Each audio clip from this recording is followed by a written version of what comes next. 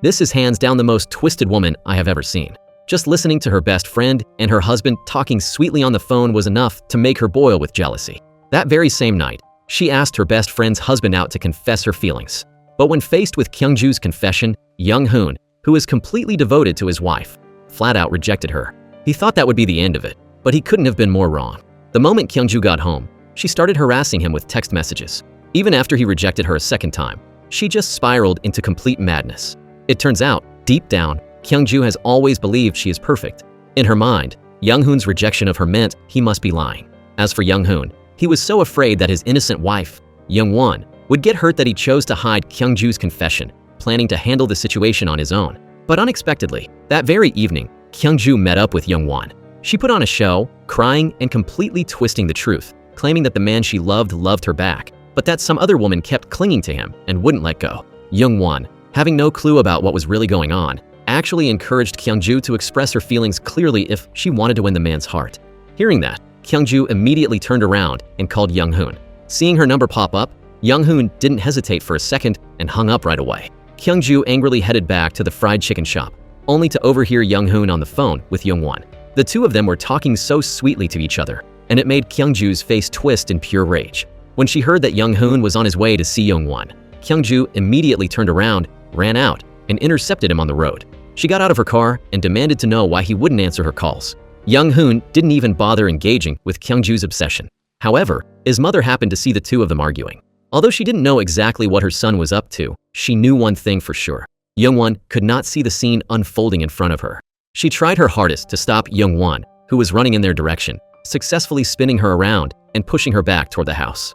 Meanwhile, Young-hoon returned home with a heavy heart. He wanted to tell Young-won the truth, but he was so afraid of hurting her that he couldn't bring himself to say a word. All he could do was hold her tight to show his love. The next day, Young-hoon's mother went to his office to get some answers about the previous night, but instead, she ran into Kyungju, the very woman who had been harassing her son. She immediately started scolding Kyungju. But to her surprise, Kyungju sweetly called her mom and handed over her business card, revealing that she was a team leader at the company. Her father was an executive director, and the company chairman was actually her aunt. Kyungju also mentioned that she could be a huge help to Young-hoon. Hearing this, Young-hoon's mother actually started to waver. Elsewhere, in an attempt to cut down on Young-hoon and Young-won's private time, Kyungju intercepted Young-hoon while he was bringing lunch to his wife. She gave him an ultimatum. Either the three of them eat together, or he hands over the lunchbox so she and Young-won can eat it themselves. Before Young-hoon could even react, Kyungju snatched the lunchbox out of his hands and went to find Young-won. The moment she saw her, Kyungju shamelessly handed the lunchbox to Young-won without mentioning a single word about Young-hoon. Furthermore, behind Young-won's back, Kyungju began frantically sucking up to Young-hoon's mother. She didn't just keep calling her mom. She also gifted her a luxury brand coat. This made the materialistic mother grin from ear to ear. After pulling that off, Kyungju went back to share the good news with Young-won, claiming that the mother of the man she liked was very fond of her. Hearing this, Young-won was overjoyed and immediately urged Kyungju to introduce her to this boyfriend. As for Young-hoon's mother, she held the designer coat Kyungju had given her and kept trying it on. She felt that her aura was only suited for high-end clothing. Just as she was immersing herself in the fantasy of being a rich madam, Young-won knocked on the door. Young-hoon's mother hurriedly hid the coat away. Young-won had brought a dress she had sewn herself as a gift for her mother-in-law. Unexpectedly, after receiving the designer goods, Young-hoon's mother looked at this cheap item, got angry, and tossed it aside. She was now looking down on her poor daughter-in-law Young-won more and more, completely unaware that Young-won was actually the true heiress of a conglomerate. After chasing Young-won away, Young-hoon's mother hurriedly pulled the coat out from under the bed, looking at it with sheer longing. She was already imagining a scenario where Kyungju became her daughter-in-law, and she became a wealthy madam. She pictured the family of three inheriting the company together amidst everyone's applause. The next day, seeing the couple's wedding photo in Young-hoon's office, Kyungju angrily flipped it face down. Just then, Young-won's foster mother fell ill and called Young-hoon, which Kyungju happened to see. She immediately switched Young-hoon's phone to silent mode, hid it behind her back, and secretly took it away. Back at home, Young-won was sobbing because her foster mother needed a liver transplant. Young-hoon felt incredibly guilty because he had lost his phone that very day and missed the call. He told Young-won not to worry, saying that tomorrow he would go get tested to see if he was a match and that he could get an advance from the company for the surgery costs. Hearing this, Young-won was deeply moved. Meanwhile, with her wicked intentions, Kyungju used the excuse of distributing employee benefits to give each of her subordinates a new phone. That night, when Young-won used her husband's new phone to call her own number, she discovered that the last digits of Young-hoon's and Kyung-ju's phone numbers were matching couple numbers. Young-hoon knew full well this was Kyung-ju's doing, but he had to endure it. Later, Young-hoon gave the advance money for his mother-in-law's surgery to Young-won. Just as the two were preparing to bring the money to Young-won's foster mother's house together, Kyung-ju called Young-hoon again, using an emergency as an excuse to force him back to the company. When Young-hoon rushed over, thinking there was important work to be done, he discovered that Kyung-ju only wanted to set up a romantic scene with him. Young-hoon turned to leave, but was pulled back by Kyung-ju. Furious, Young-hoon stepped toward her. Kyung-ju thought he had changed his mind and wanted to stay, but unexpectedly, he bluntly returned the phone to her. After Young-hoon left, Kyung-ju started smashing glasses and dishes, her face turning pale with rage. While Young-hoon and Young-won were not home, Young-hoon's mother, wanting to invest in a project, stole the surgery money meant for Young-won's foster mother. Upon returning home, Young-won discovered the money had vanished, and she was burning with anxiety. She ran to her foster mother's fried chicken shop and told her sister what had happened. Unexpectedly, her sister was so angry that when she saw Kyung-ju, she vented her frustration and blurted out that the money Young-hoon borrowed had been taken by his mother. This gave Kyung-ju another opportunity. On the surface, she comforted Young-won, acting indignant on their behalf. But behind their backs, she hurriedly texted Young-hoon's mother to arrange a meeting. Kyung-ju told her that Young-hoon had to borrow money to pay for his mother-in-law's medical treatment. Her words were full of insinuations to stir up trouble, claiming that Young-won was siphoning Young-hoon's money to give to her own family. Upon hearing this, instead of feeling guilty for stealing Young-won's money, Young-hoon's mother flew into a rage. She went home and warned Young-won that if she ever asked her son for money again, she wouldn't let it slide. She even callously stated that since the sick person was Young-won's mother, Young-won should figure it out herself, adding that she had already spent all the money. Young-won retreated to her room, intending to tell Young-hoon about all the injustice she was facing. But remembering her mother-in-law's prohibition and the threat of divorce used against her, she swallowed her pride and kept silent. Just as Young-won was stressing over her foster mother's surgery costs, a turning point occurred, one that marked the beginning of a complete change in her destiny. Elsewhere, the company's chairwoman had lost her only daughter years ago because she was too busy selling clothes. Since then, she had been living in constant torment. For years, she never gave up searching for her biological daughter, but there was never any news. By her side now was only an adopted daughter named Sung-hee. The reality was that for all those years, the reason she couldn't find her child was that Sung-hee had been secretly sabotaging the search. On the other hand, seeing the chairwoman fall ill from missing her daughter and planning to hand over full management of the company to Sung-hee, her younger brother, who is also Kyung-ju's father, became extremely anxious. He knew Sung-hee's ambitious nature well, so he firmly opposed this. Kyung-ju's father then had someone use a childhood photo of his niece, Eun-hee, to sketch what she would look like at ages 30 and 50. He planned to find a young woman who looked like Eun-hee to pose as her descendant, hoping to buy time before the chairwoman handed the company over to Sung-hee. During that time, he intended to put all his effort into finding his real niece. However, the sketch of Eun-hee at age 30 looked exactly like Young-won. That very day, Young-won encountered a groping customer at work. She slammed him onto the table and ran away. She ran straight into Kyung-ju's father's office to hide. Just as he was about to scold her, he suddenly realized that the niece he had been searching for had appeared right before him without him having to lift a finger. Meanwhile, Kyung-ju went to the fried chicken shop and ordered a fancy meal, but she just let it sit there without eating. She pulled out her phone to take a selfie, but she was actually secretly taking photos of Young-hoon in the background. Young-hoon got angry and intended to go over and reason with her. After he left, Kyung-ju, aiming to ignite conflict between Young-won and her mother-in-law, immediately sent the photo to Young-hoon's mother, tattling that he was helping his wife's family deliver chicken. Upon seeing her precious son reduced to an errand boy for his wife's family, Young-hoon's mother was furious and rushed over to give her daughter-in-law an earful. She even stormed into the chicken shop and scolded Young-won's sister as well. Young-hoon hurriedly took his mother away and told Young-won to just stay at her mother's house for the night. The more she thought about it, the more dissatisfied she was with Young-won, so Young-hoon's mother joined forces with Kyung-ju to break the couple up. She arranged a private lunch with Young-hoon without letting Young-won come along. Then, Kyung-ju pretended to bump into them by chance. Young-hoon's mother also acted like it was her first time meeting Kyung-ju and invited her to join them, trying to set the two of them up. During the meal, Kyung-ju and Young-hoon's mother exchanged glances. Taking the hint, the mother pretended to have urgent business and left, creating an opportunity for the two of them to be alone. However, the moment his mother left, Young-hoon didn't even bother paying attention to Kyung-ju. He stood up to leave immediately. He refused to listen to Kyung-ju's self-righteous remarks, simply bowing and walking away, driving her crazy with anger. Right at that moment, a couple at the next table was on a blind date. The man, seeing that his date didn't look like her photo, started mocking her. Furious, the girl splashed a cup of water, but it accidentally hit Kyung-ju instead. Seeing the situation go south, The man slowly stood up to sneak away. Humiliated and soaked like a drowned rat, Kyungju ran to the fried chicken shop, intending to find a way to get some attention. As a result, she arrived just in time to hear Young-hoon singing a love song to Young-won. She peeked through the window, only to see Young-hoon presenting Young-won with a beautiful ring. The two of them looked incredibly sweet together. However, right at the moment Young-hoon was putting the ring on Young-won's finger, he spotted Kyungju standing outside the window. His heart instantly sank. Sure enough, Kyungju walked away from the fried chicken shop with a face twisted in extreme distortion, her jealousy knowing no bounds. She deliberately called Young-won, pretending to be hurt and in need of comfort, successfully luring her away. Young-won left Young-hoon, who was in the middle of preparing for their wedding anniversary, and rushed off to find Kyungju. By the time Young-won returned, she had been drunk under the table by Kyungju. Just like that, the couple's wedding anniversary was completely ruined by Kyungju.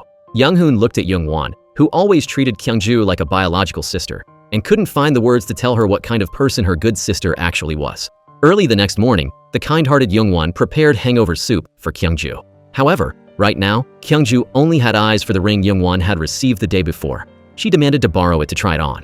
The moment she slipped the ring on, Kyungju began fantasizing that Young-hoon was singing a love song and giving the ring to her. Young-won had to remind her that it was her ring.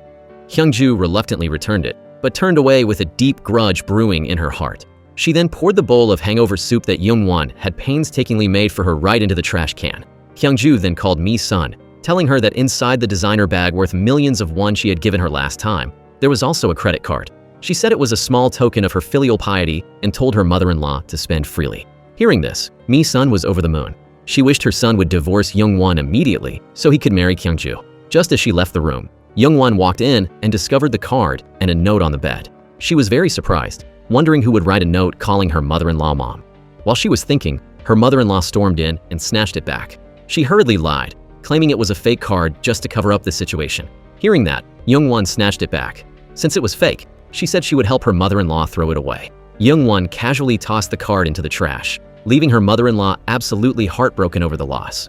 In another development, Kyungju suggested to her aunt, the chairwoman, that she invite employees over to the house as guests. Young-hoon was invited, thinking his talents had finally been recognized by the chairwoman. Unexpectedly, when he walked through the door, he realized that Kyungju and the chairwoman were niece and aunt. Kyungju's purpose in inviting Young-hoon to her home was to show off her family background, hoping to force him into submission. But to her surprise, Young-hoon brushed Kyungju's hand away, angrily stating that he didn't need a background like this. Right when the two were about to get into a huge argument, the chairwoman received news that her daughter, Eun-hee, had been found. She rushed to the nursing home to meet her. However, Sung-hee and Moon-ho had deliberately stalled for time. By the time the chairwoman arrived, the real Eun-hee had been wheeled away by a nurse and swapped with someone else. The chairwoman knew her daughter's arm had a large burn mark. She lifted the sleeve of the woman in front of her, but only saw a small scar. Her heart went cold with disappointment. Meanwhile, the real Eun-hee, who actually suffered from mental issues, had been hidden away by Sung-hee's people. The next day at the company, Young-hoon received a luxury watch worth tens of millions of won from Kyungju. Feeling his self-respect was being insulted, Young-hoon angrily returned it immediately and warned Kyungju never to do something like that again. Unexpectedly, Kyungju thought Young-hoon rejected the watch because it wasn't high-class enough, so she had someone drive a brand new car to the company. The moment Young-hoon got off work, Kyungju's people led him to the parking garage and handed him the keys.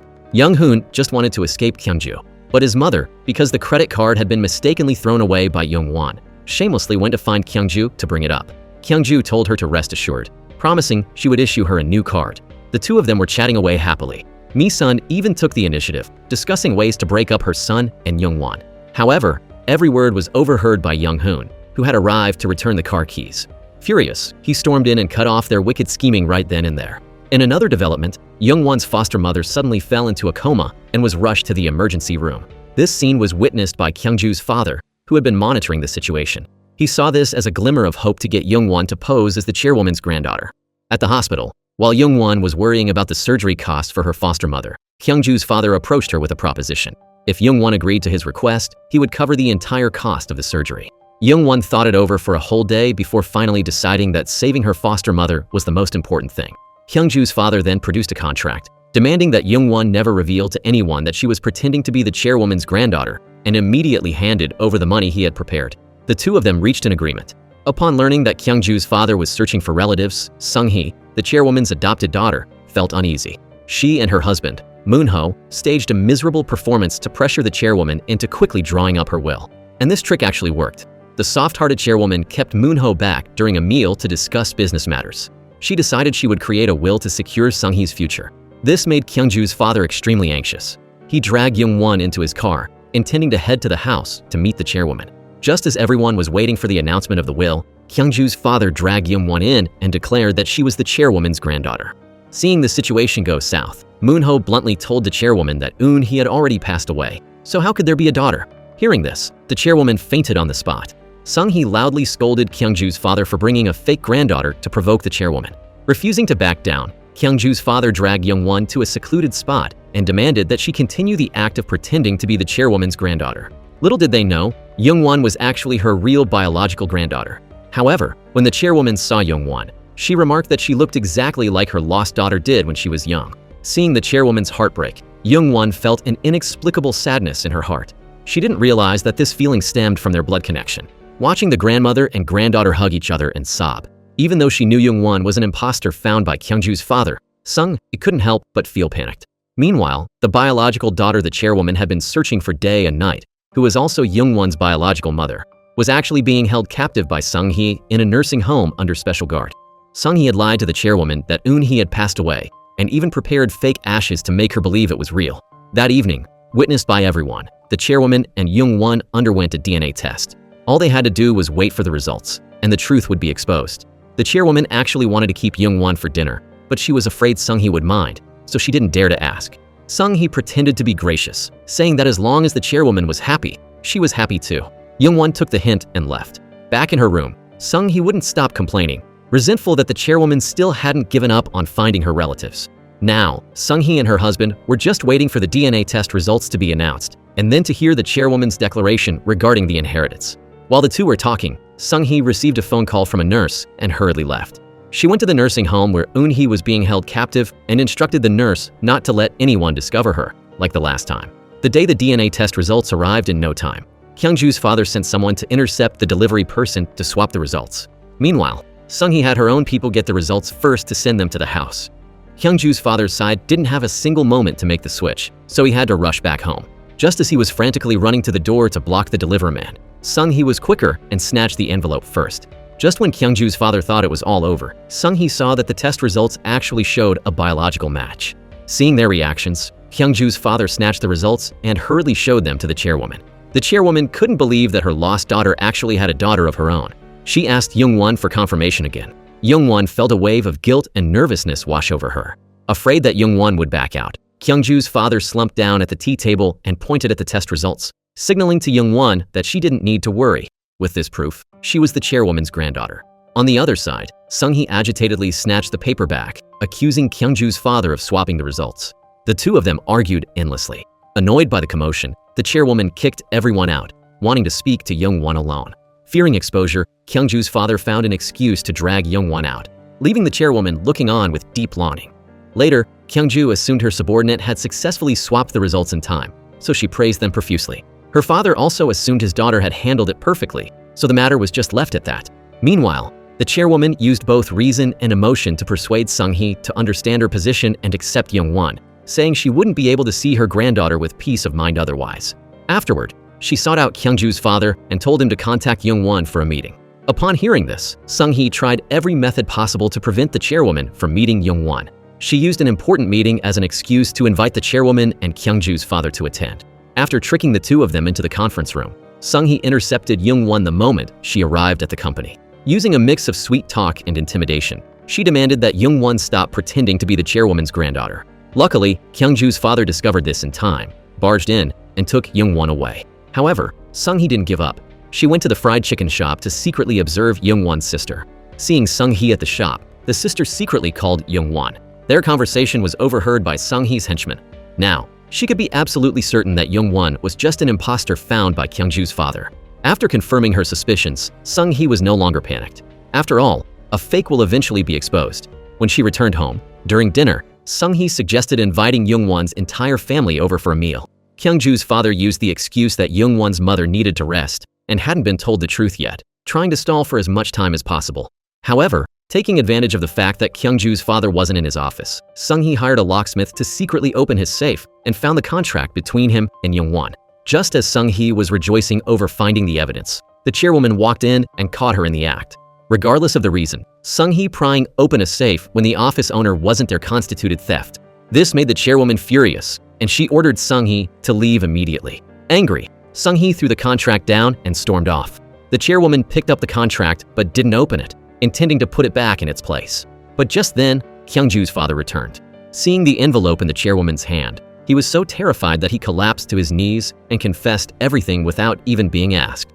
Agitated, the chairwoman opened the document. This time, she truly learned the truth about Kyungju's father finding a fake granddaughter. As for Sung-hee, she was so consumed by rage that she started having hallucinations.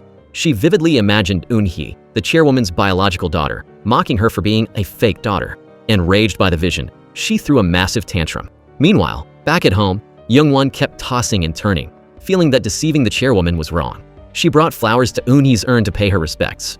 Her sincere words of apology were overheard by the chairwoman, who had also just arrived to visit Eun-hee. The chairwoman quietly left, later pouring her heart out to her trusted driver, Jaewon.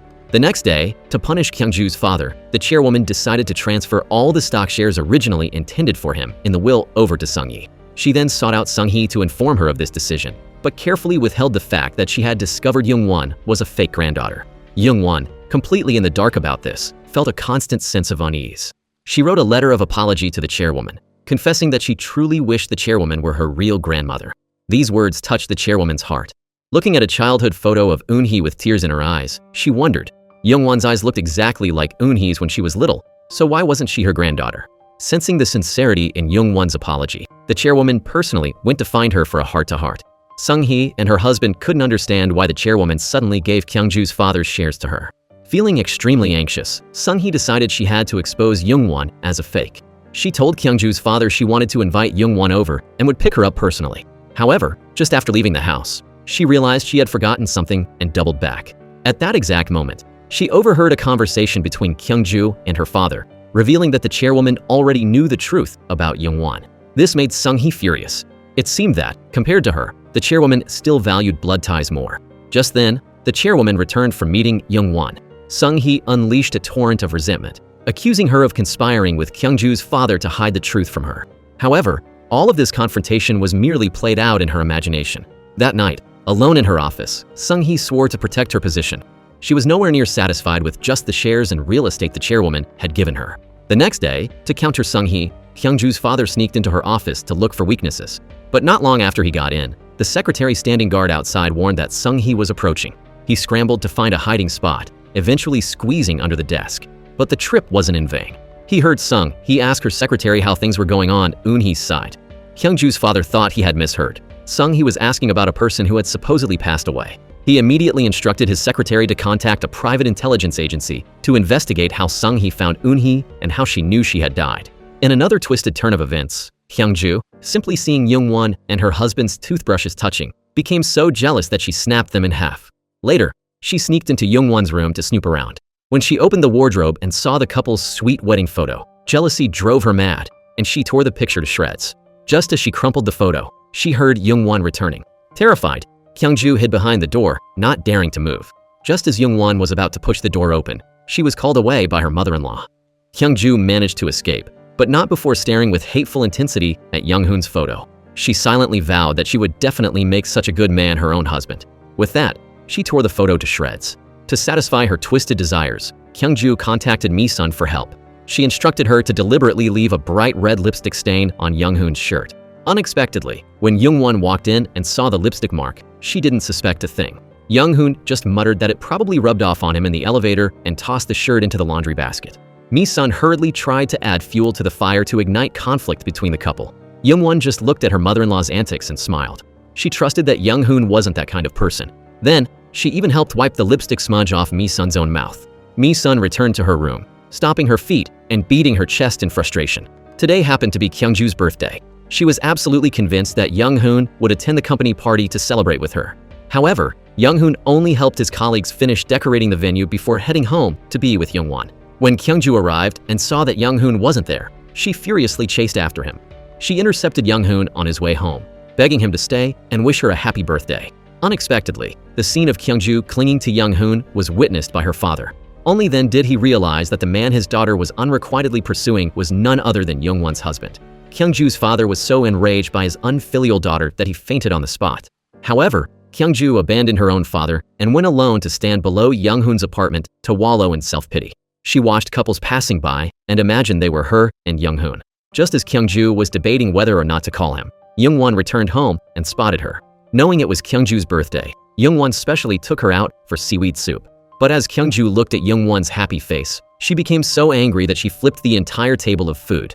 A sudden scream snapped Kyung-ju back to reality. That violent outburst was just her innermost thought playing out in her head. Kyung-ju lost her appetite, abandoned Young-won, and left. On the way, Kyung-ju still couldn't accept reality. She remained convinced that Young-hoon would end up with her. So, she contacted Mi-sun again, telling her to plant a woman's earring in his car to spark conflict between the couple.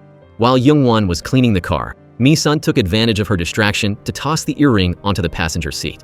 Then, she pretended to accidentally discover it and showed it to Young-won, claiming that her son must have been up to something shady with someone else for an earring to be left in the car. Unexpectedly, Young-won acted like a fool. She didn't even think in that direction and happily continued cleaning the car herself. Seeing that none of her tricks were working, Kyung-ju decided she had to take matters into her own hands. She sought out Young-won's sister and deliberately revealed that Young-hoon was seeing someone else at the company. To make the sister believe her, Kyung-ju even showed her a doctored photo. But when Young-won's sister asked Kyung-ju to send the photo to her, she pretended to accidentally delete it.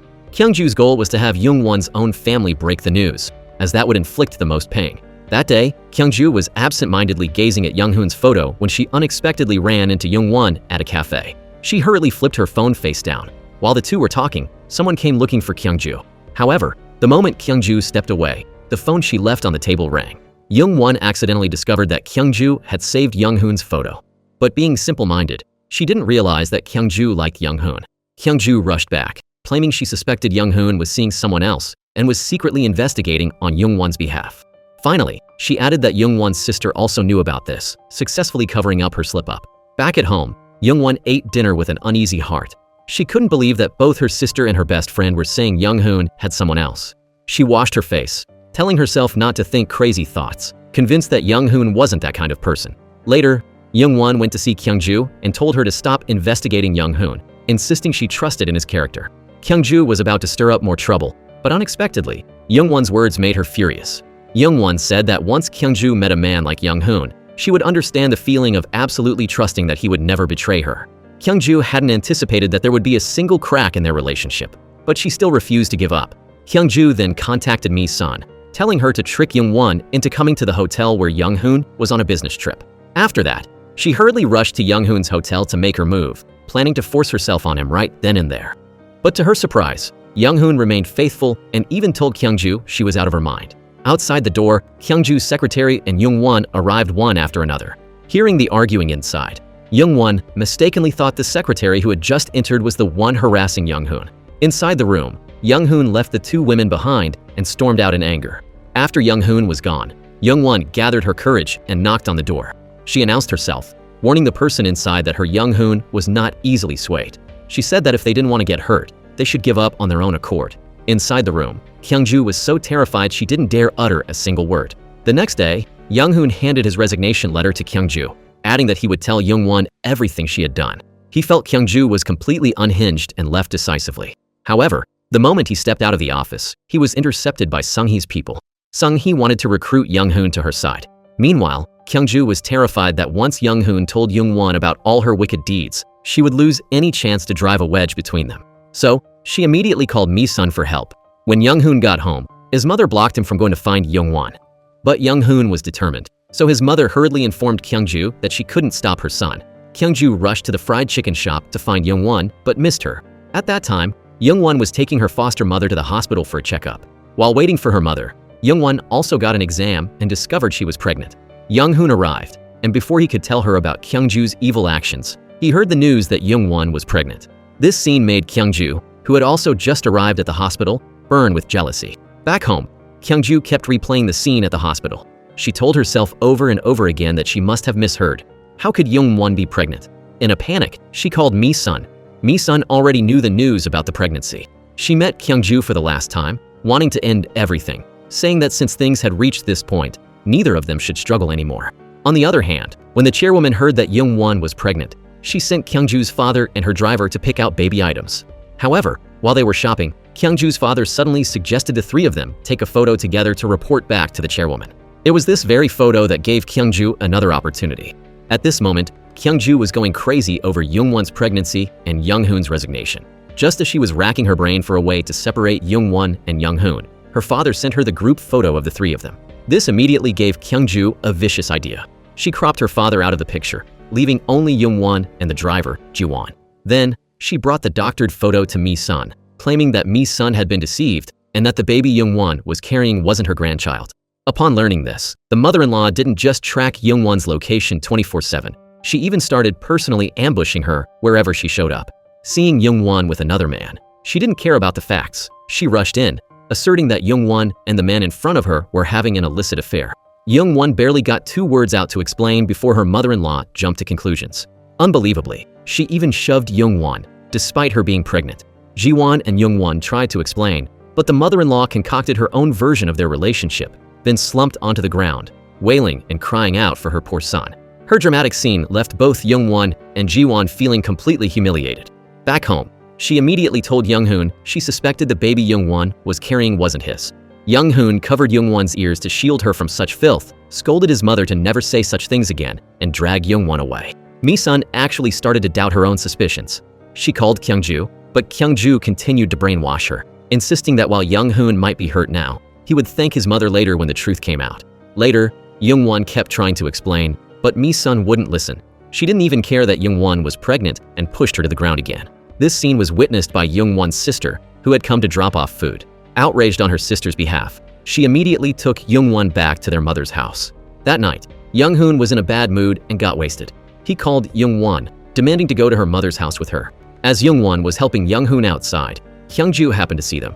Seeing Young-hoon acting so clingy and affectionate with Young-won drove Kyung-ju crazy. However, afraid that taking him to her mother's would worsen the relationship with her mother-in-law, Young-won took him back to their own home instead. After sobering up, Young-hoon spoke from the heart, saying how painful it was to see the 2 women he loved most at odds with each other. Hearing this, Mi-sun felt heartbroken too.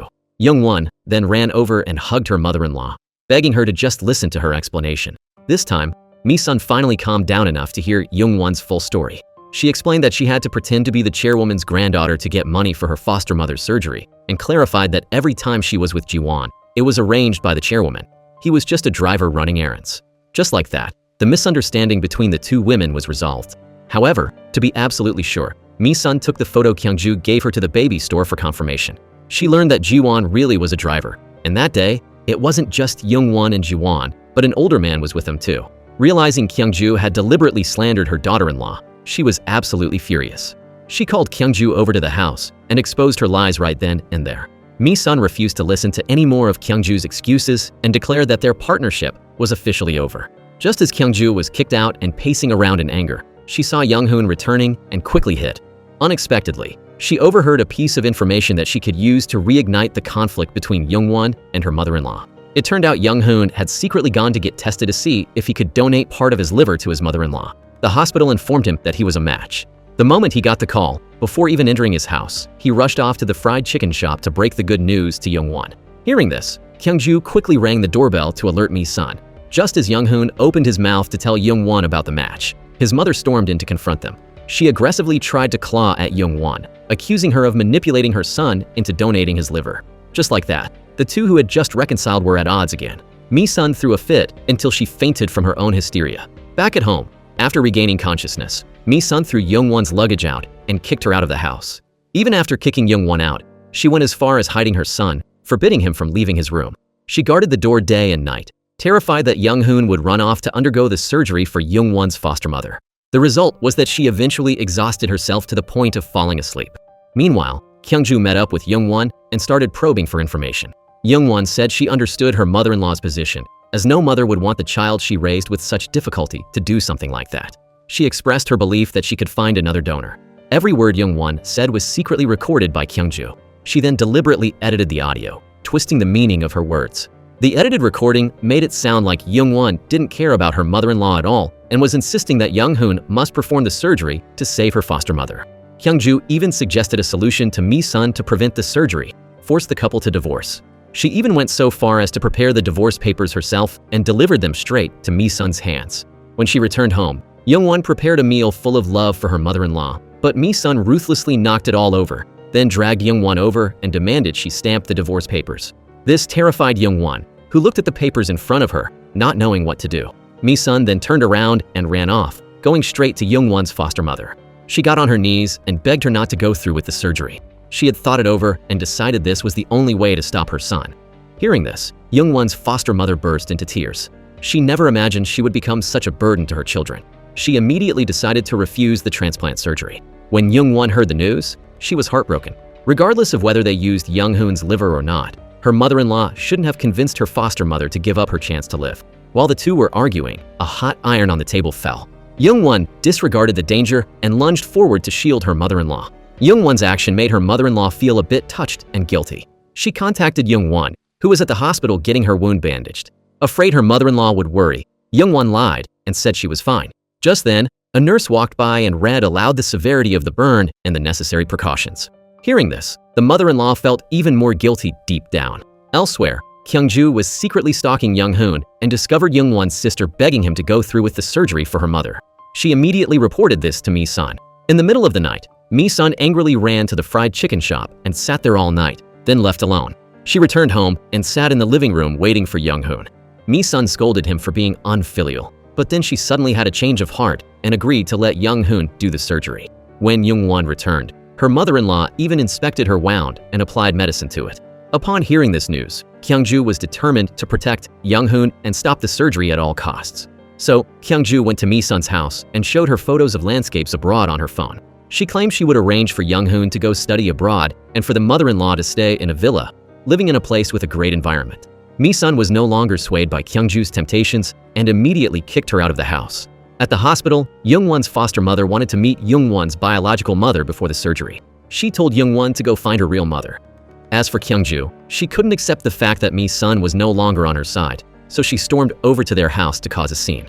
Seeing that Young-won was about to arrive home, Mi-sun was frantic. Kyungju just kept screaming, claiming she had treated Mi-sun so well, asking how she could bear to abandon her.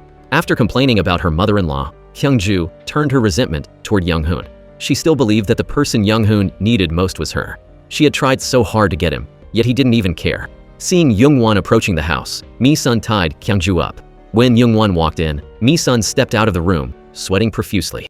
Young-won thought her mother-in-law wasn't feeling well and was having cold sweats. Mi-sun hurriedly explained that she was just wearing too many layers. She barely managed to cover it up with her oblivious daughter-in-law. Just then, a muffled groan from Kyungju echoed from the room. Mi-sun quickly raised her voice to distract Young-won, pushing her toward the door as she spoke. She told Young-won to go to her mother's house to check on her, then rushed back into the room, warning Kyungju that she would untie her only if she stopped screaming. Kyungju nodded vigorously, but unexpectedly, the moment Mi-sun removed the silk scarf, Kyungju tried to scream again. Mi-sun immediately tied her up once more. Mi-sun gave Kyungju a fierce scolding.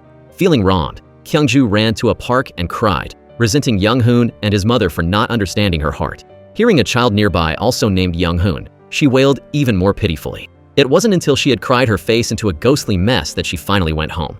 The moment she got home, Kyungju received a text from her secretary saying Young-hoon had taken a leave of absence. She immediately contacted Young-won to arrange a meeting. During their conversation, Kyungju relentlessly probed for information about the couple. Upon learning that Young-won was heading to an abandoned warehouse to look for clues about her biological mother, she decided to teach Young-won a lesson. As luck would have it, Young-won couldn't stand the dust in the warehouse and ran out to get some fresh air. Kyungju, who had been stalking her, dashed into the warehouse and swiped the phone Young-won had left behind. Waiting for Young-won to return to continue her search, Kyungju seized the opportunity to lock the warehouse door from the outside.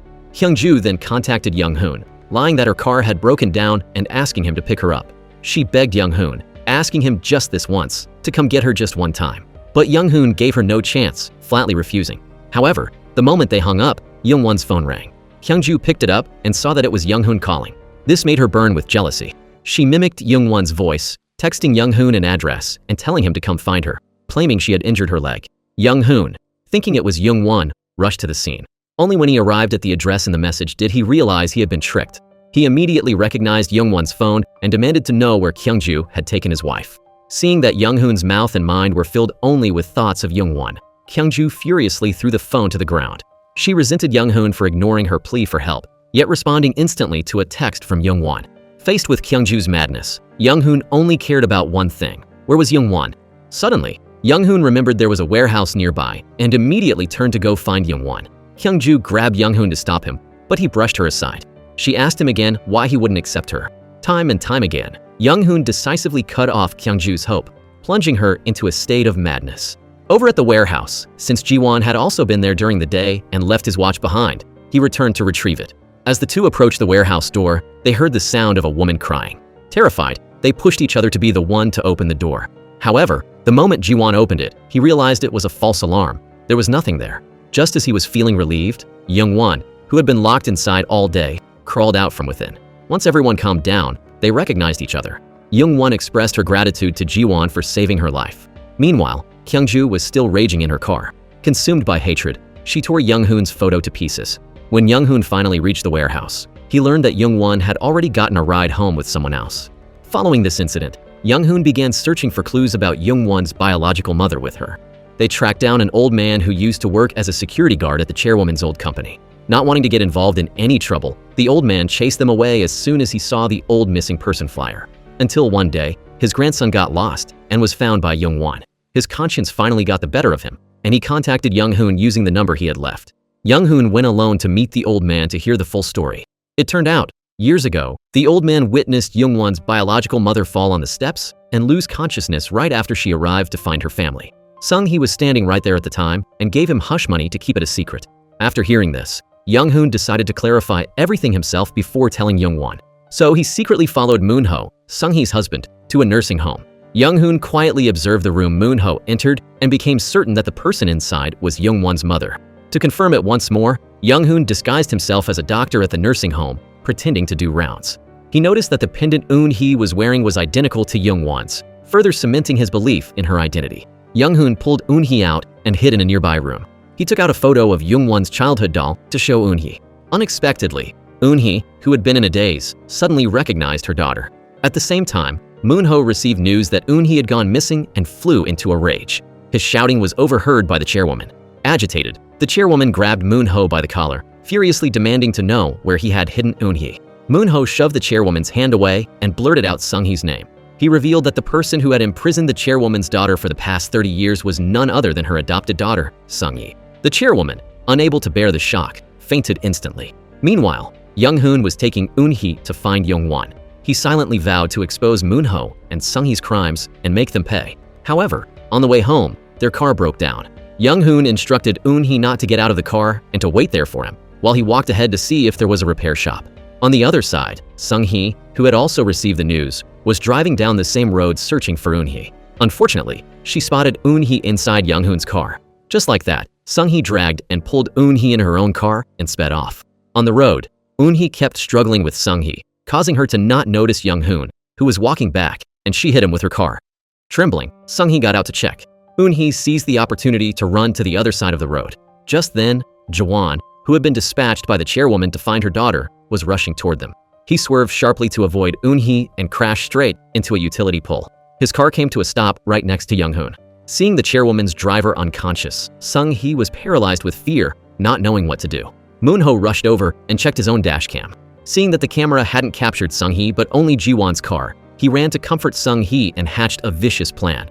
Pin the blame for the accident entirely on Ji-won. He also took advantage of the chairwoman being in a coma to sue Young-won and Kyung-ju's father for fraud, accusing them of faking her identity as the chairwoman's granddaughter. Seeing this, Kyung-ju, in order to save her father and conveniently eliminate Young-won at the same time, gave her father a plan: push all the blame for the fake granddaughter scheme onto Young-won. Then, Kyung-ju went to Moon-ho to make a deal, demanding that he let Young-won take the fall in exchange for her father's release. To kill two birds with one stone, the two conspired to frame Young-won and Ji-won for having an illicit affair. Since she hadn't been convicted yet, Young-won was still free to move around. Thinking that Kyung-ju's father was slandering her, she remembered the contract she signed with him about pretending to be the granddaughter. Young-won's conversation with her sister about this was overheard by Kyung-ju. She hurriedly told her father to sneak into Young-won's house to steal the contract, while she stayed downstairs to stall Young-won. Only when she saw her father had retrieved it did Kyung-ju let her go. When Young-won got home, naturally, The contract was nowhere to be found. So, clinging to a last shred of hope, Young-won went to the chairwoman's house, intending to find Kyung-ju's father. The housekeeper, unaware of the situation, let her in. Young-won suddenly remembered that Kyung-ju's father must have another copy of the contract. She quietly sneaked into his office and, sure enough, found that copy. However, just as she was about to leave, Kyung-ju's father, who also remembered he had another copy, burst through the door. Young-won hid behind the door trying to slip away, but was discovered by him. The two chased each other, but ultimately, Young-won was caught, and the contract was snatched away. Just as Young-won felt all hope turn to ash, she received news that Young-hoon wasn't going to make it. Young-hoon's mind was filled only with memories of the truth about Young-won's biological mother. He desperately wanted to tell her himself, but in the end, he could only say one sentence in his heart, "Young-won, I love you," before leaving this world. Kyung-ju looked at Young-hoon's funeral portrait, thinking to herself that she could now torment Young-won as much as she pleased. But out loud, she spoke words full of comfort. Turning away, Kyung-ju took advantage of Mi-sun's grief-stricken state, where she couldn't think clearly, to ignite conflict between the two women. She slandered Young-won, claiming she had an illicit relationship with Ji-won and deliberately caused the accident to kill Young-hoon. Hearing this, Mi-sun didn't care about right or wrong. She stormed into the funeral and grabbed the pregnant Young-won by her hair. Seeing this, Kyung-ju smiled smugly. She called Moon-ho, telling him to proceed according to the plan. Just like that, Young-won was officially arrested for fraud. When the police asked Mi-sun if Young-won had an illicit relationship with Ji-won and if she had bought insurance for Young-hoon, she remembered that she was the one who bought the insurance for her son.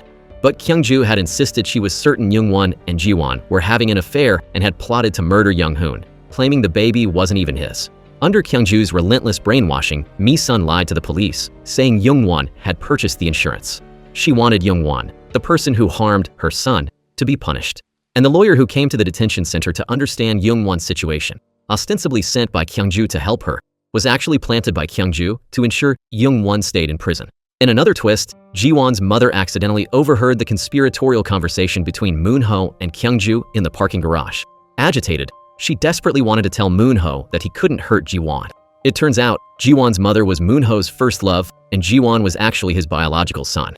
But before she could get the words Ji-won is Moon-ho's son out of her mouth, she collapsed to the ground from the shock.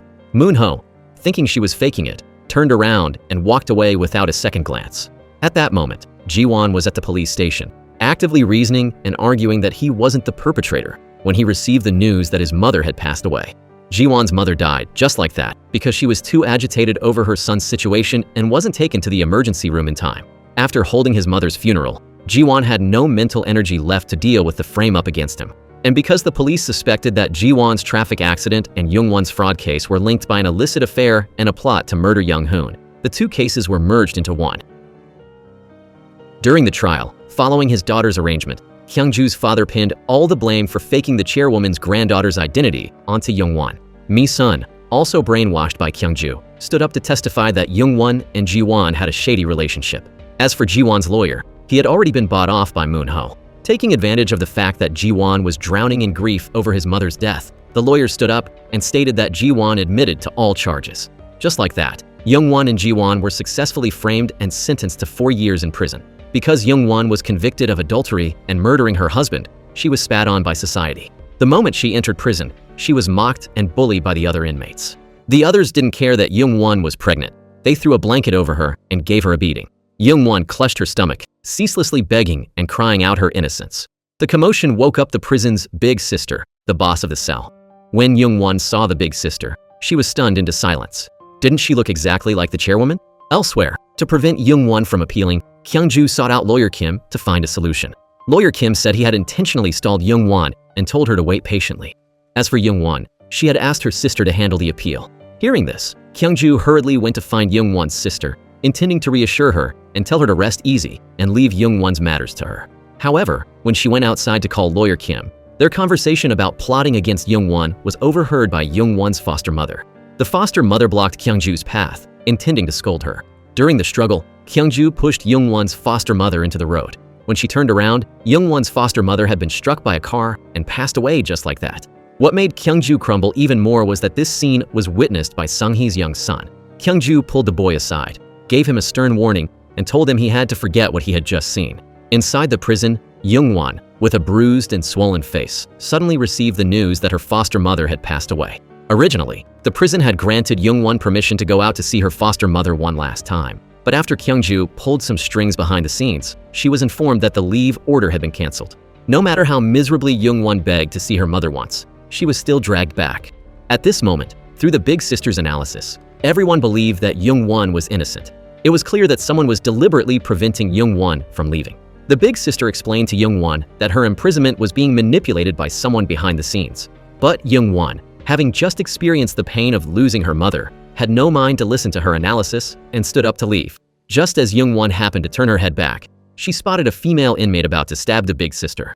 She bravely rushed forward, snatching the weapon from the other woman's hand and saving the big sister. To repay Young-won, the big sister decided that once she was released, she would help Young-won clear her name. Before long, Young-won's due date was approaching. Kyung-ju deliberately arranged for a new inmate to enter the prison, one who bullied Young-won every single day. Seeing Young-won with black eyes and bruises daily, the big sister planned to find that large inmate to settle the score. As fate would have it, the large inmate came looking for trouble again. A chaotic brawl broke out between the two sides.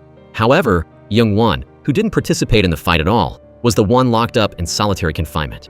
Lawyer Kim, following Kyung-ju's orders, specially visited to instruct the large inmate to continue beating Young-won once she got out of solitary. Elsewhere, locked inside the solitary cell, Young-won suddenly went into labor. Meanwhile, after a year of recovery, Ji-won had regained his spirit. He trained his body every day, keeping his mind sharp to reanalyze his and Young-won's case. For years later, Sung-hee, who had been hiding abroad the whole time, returned. Her long hair had been cut short. Her once-long face had also filled out, becoming rounder.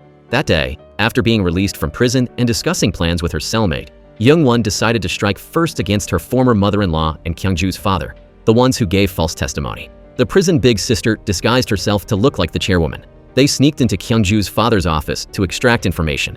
But before they could get a word out of him, Kyung-ju's father saw his older sister, who was supposed to be in a coma, standing right in front of him, and he fainted from fear. After Kyung-ju's father woke up, he knelt on the ground, confessing his sins to the chairwoman, claiming that everything he did was for the sake of his daughter. The big sister and Young-won couldn't understand why Kyung-ju's father's daughter would want to frame her. If they wanted the truth, they had to investigate who his daughter actually was. As soon as the two left, Kyung-ju's father still felt like he was dreaming, yet it felt far too real. Hearing this, Kyung-ju immediately took her father to the house to confirm if the chairwoman had really woken up. Seeing the chairwoman lying motionless in bed, Kyung-ju just thought her father had been under too much pressure lately and was mentally confused. She prepared to go out to buy him some herbal medicine for his health, but as she stepped out, she saw Young-won walking toward her house. Hearing Young-won say she absolutely had to meet Kyung-ju's father's daughter once, Kyung-ju panicked and hurriedly texted Lawyer Kim, telling her to find a way to lure Young-won elsewhere. Immediately after, Young-won received a call from Lawyer Kim, arranging a meeting at the fried chicken shop. However, Young-won waited at the shop until it was pitch dark, only for Lawyer Kim to suddenly cancel the appointment. This made Young-won instantly smell a conspiracy. Later, to ensure Young-won had no time to search for the truth, Kyung-ju told Lawyer Kim to find a way to send her back to prison for a few more years. Lawyer Kim arranged for the large inmate who used to bully Young-won in prison to go to the fried chicken shop and cause a scene. Unexpectedly, when she mentioned Young-won's name, Ji-won happened to overhear. Ji-won immediately recognized that the person who just walked by was Young-won's defense attorney. Just as the large woman finished smashing up the chicken shop and was about to rush in to beat Young-won, Ji-won arrived in the nick of time, grabbing the woman and rescuing Young-won. Meanwhile, Kyung-ju, fearing that Young-won would convince her former mother-in-law to change her testimony regarding the insurance, brought bags of gifts to curry favor and fish for information. Unexpectedly, while the two were talking, the landlord came to the door because Mi-sun was behind on rent. They hid in her bedroom. The landlord punched in the passcode and barged in. Just then, Young-won arrived to find her former mother-in-law and chased the landlord away. Mi-sun then went out alone to meet Young-won. Young-won tried her hardest to persuade her to step forward and expose the false testimony. Kyung-ju, listening in, immediately sent Mi-sun a recording of her committing perjury and called to threaten her, saying that if she helped Young-won, she would sue her for slander. Mi-sun looked at the bags and clothes Kyung-ju had bought her, thought for a long time, and then called Young-won. She promised that the very next day, she would go with Young-won to the police station to clear up the insurance matter. This made Young-won overjoyed. However, unexpectedly, upon arriving at the station the next day, Mi-sun suddenly changed her tune. She told the police that she had only come because she was being coerced by Young-won. Mi-sun played the victim perfectly, begging the police for help, claiming that she was being threatened by Young-won and was so terrified she couldn't go on living. Unable to stand hearing these lies, the big sister rushed forward and grabbed her. As a result, both she and Young-won were detained again. Upon hearing the news, Hyung-ju instructed lawyer Kim to find a way to send Young-won back to the correctional facility for a few more years. But Ji-won was one step ahead and managed to bail her out.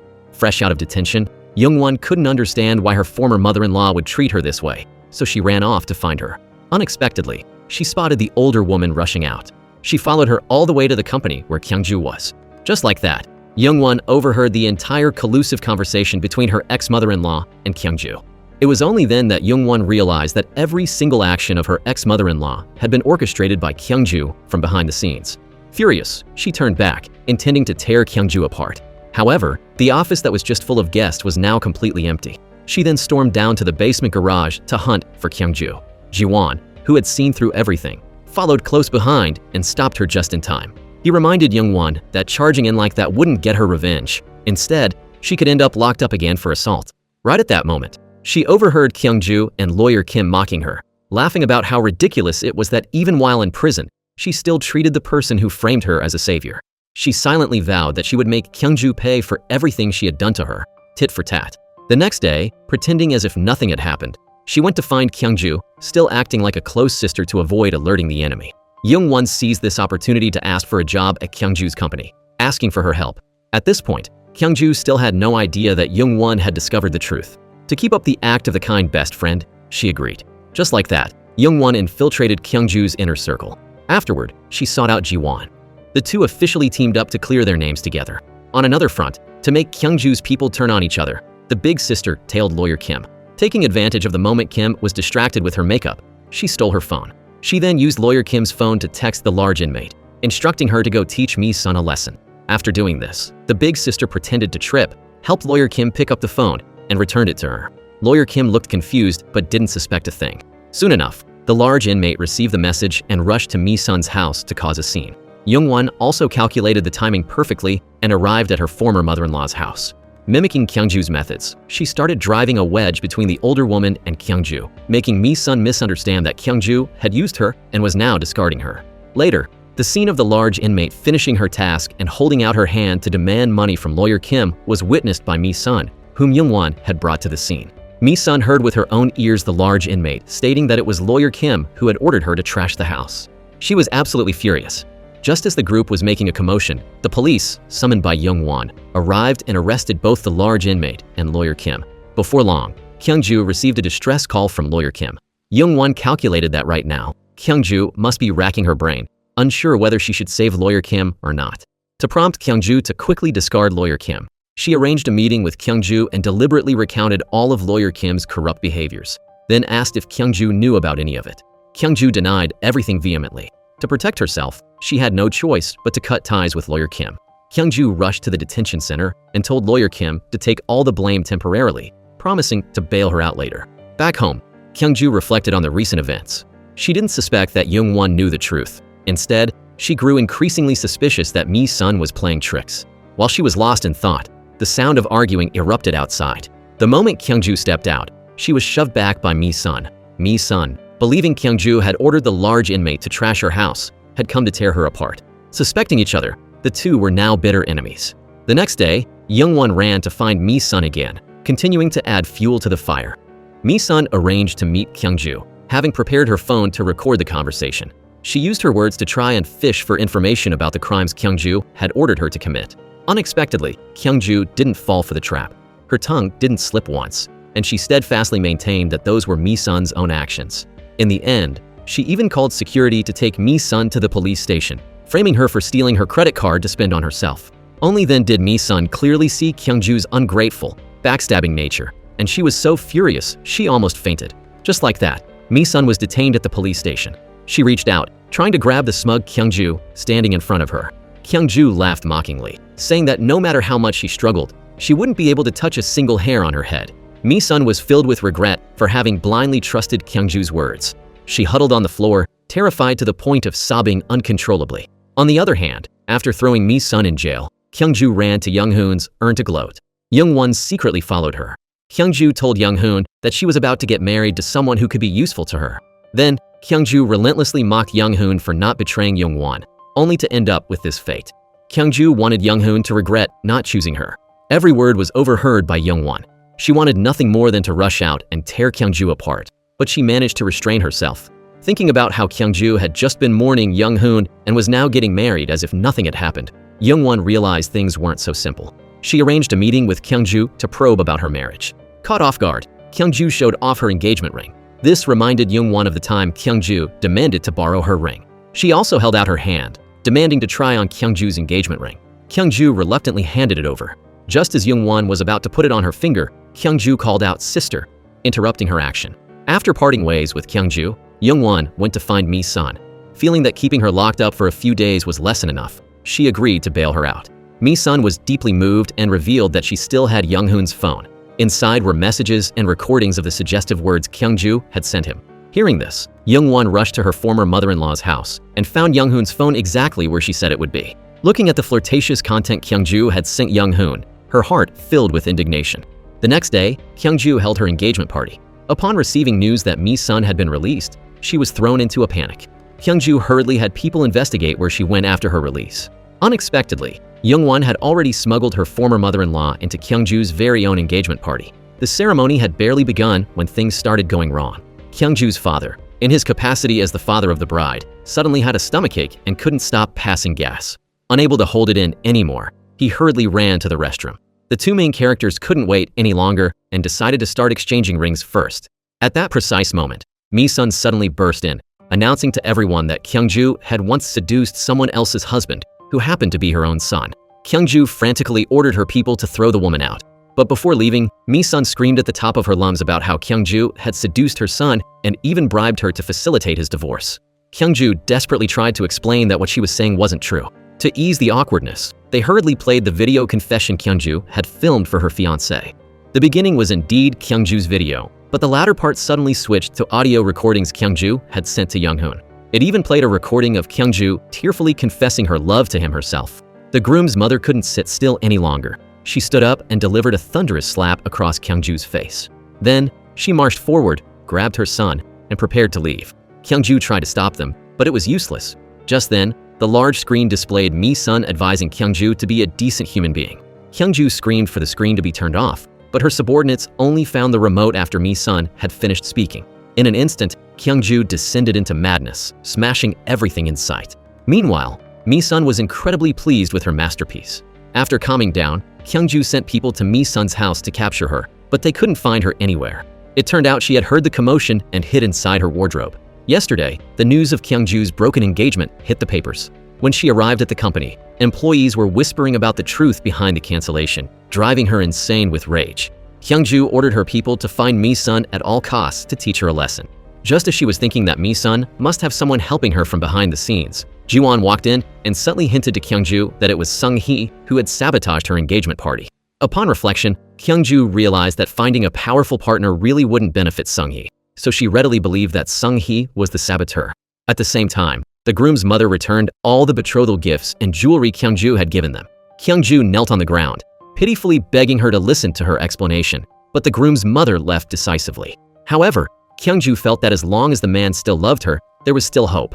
As for Young-won, she had also guessed that Kyungju would stop at nothing to salvage this marriage. Sure enough, Kyungju cried and knelt to win the man's sympathy, and he decided to take Kyungju to persuade his mother, giving her a chance to prove her innocence.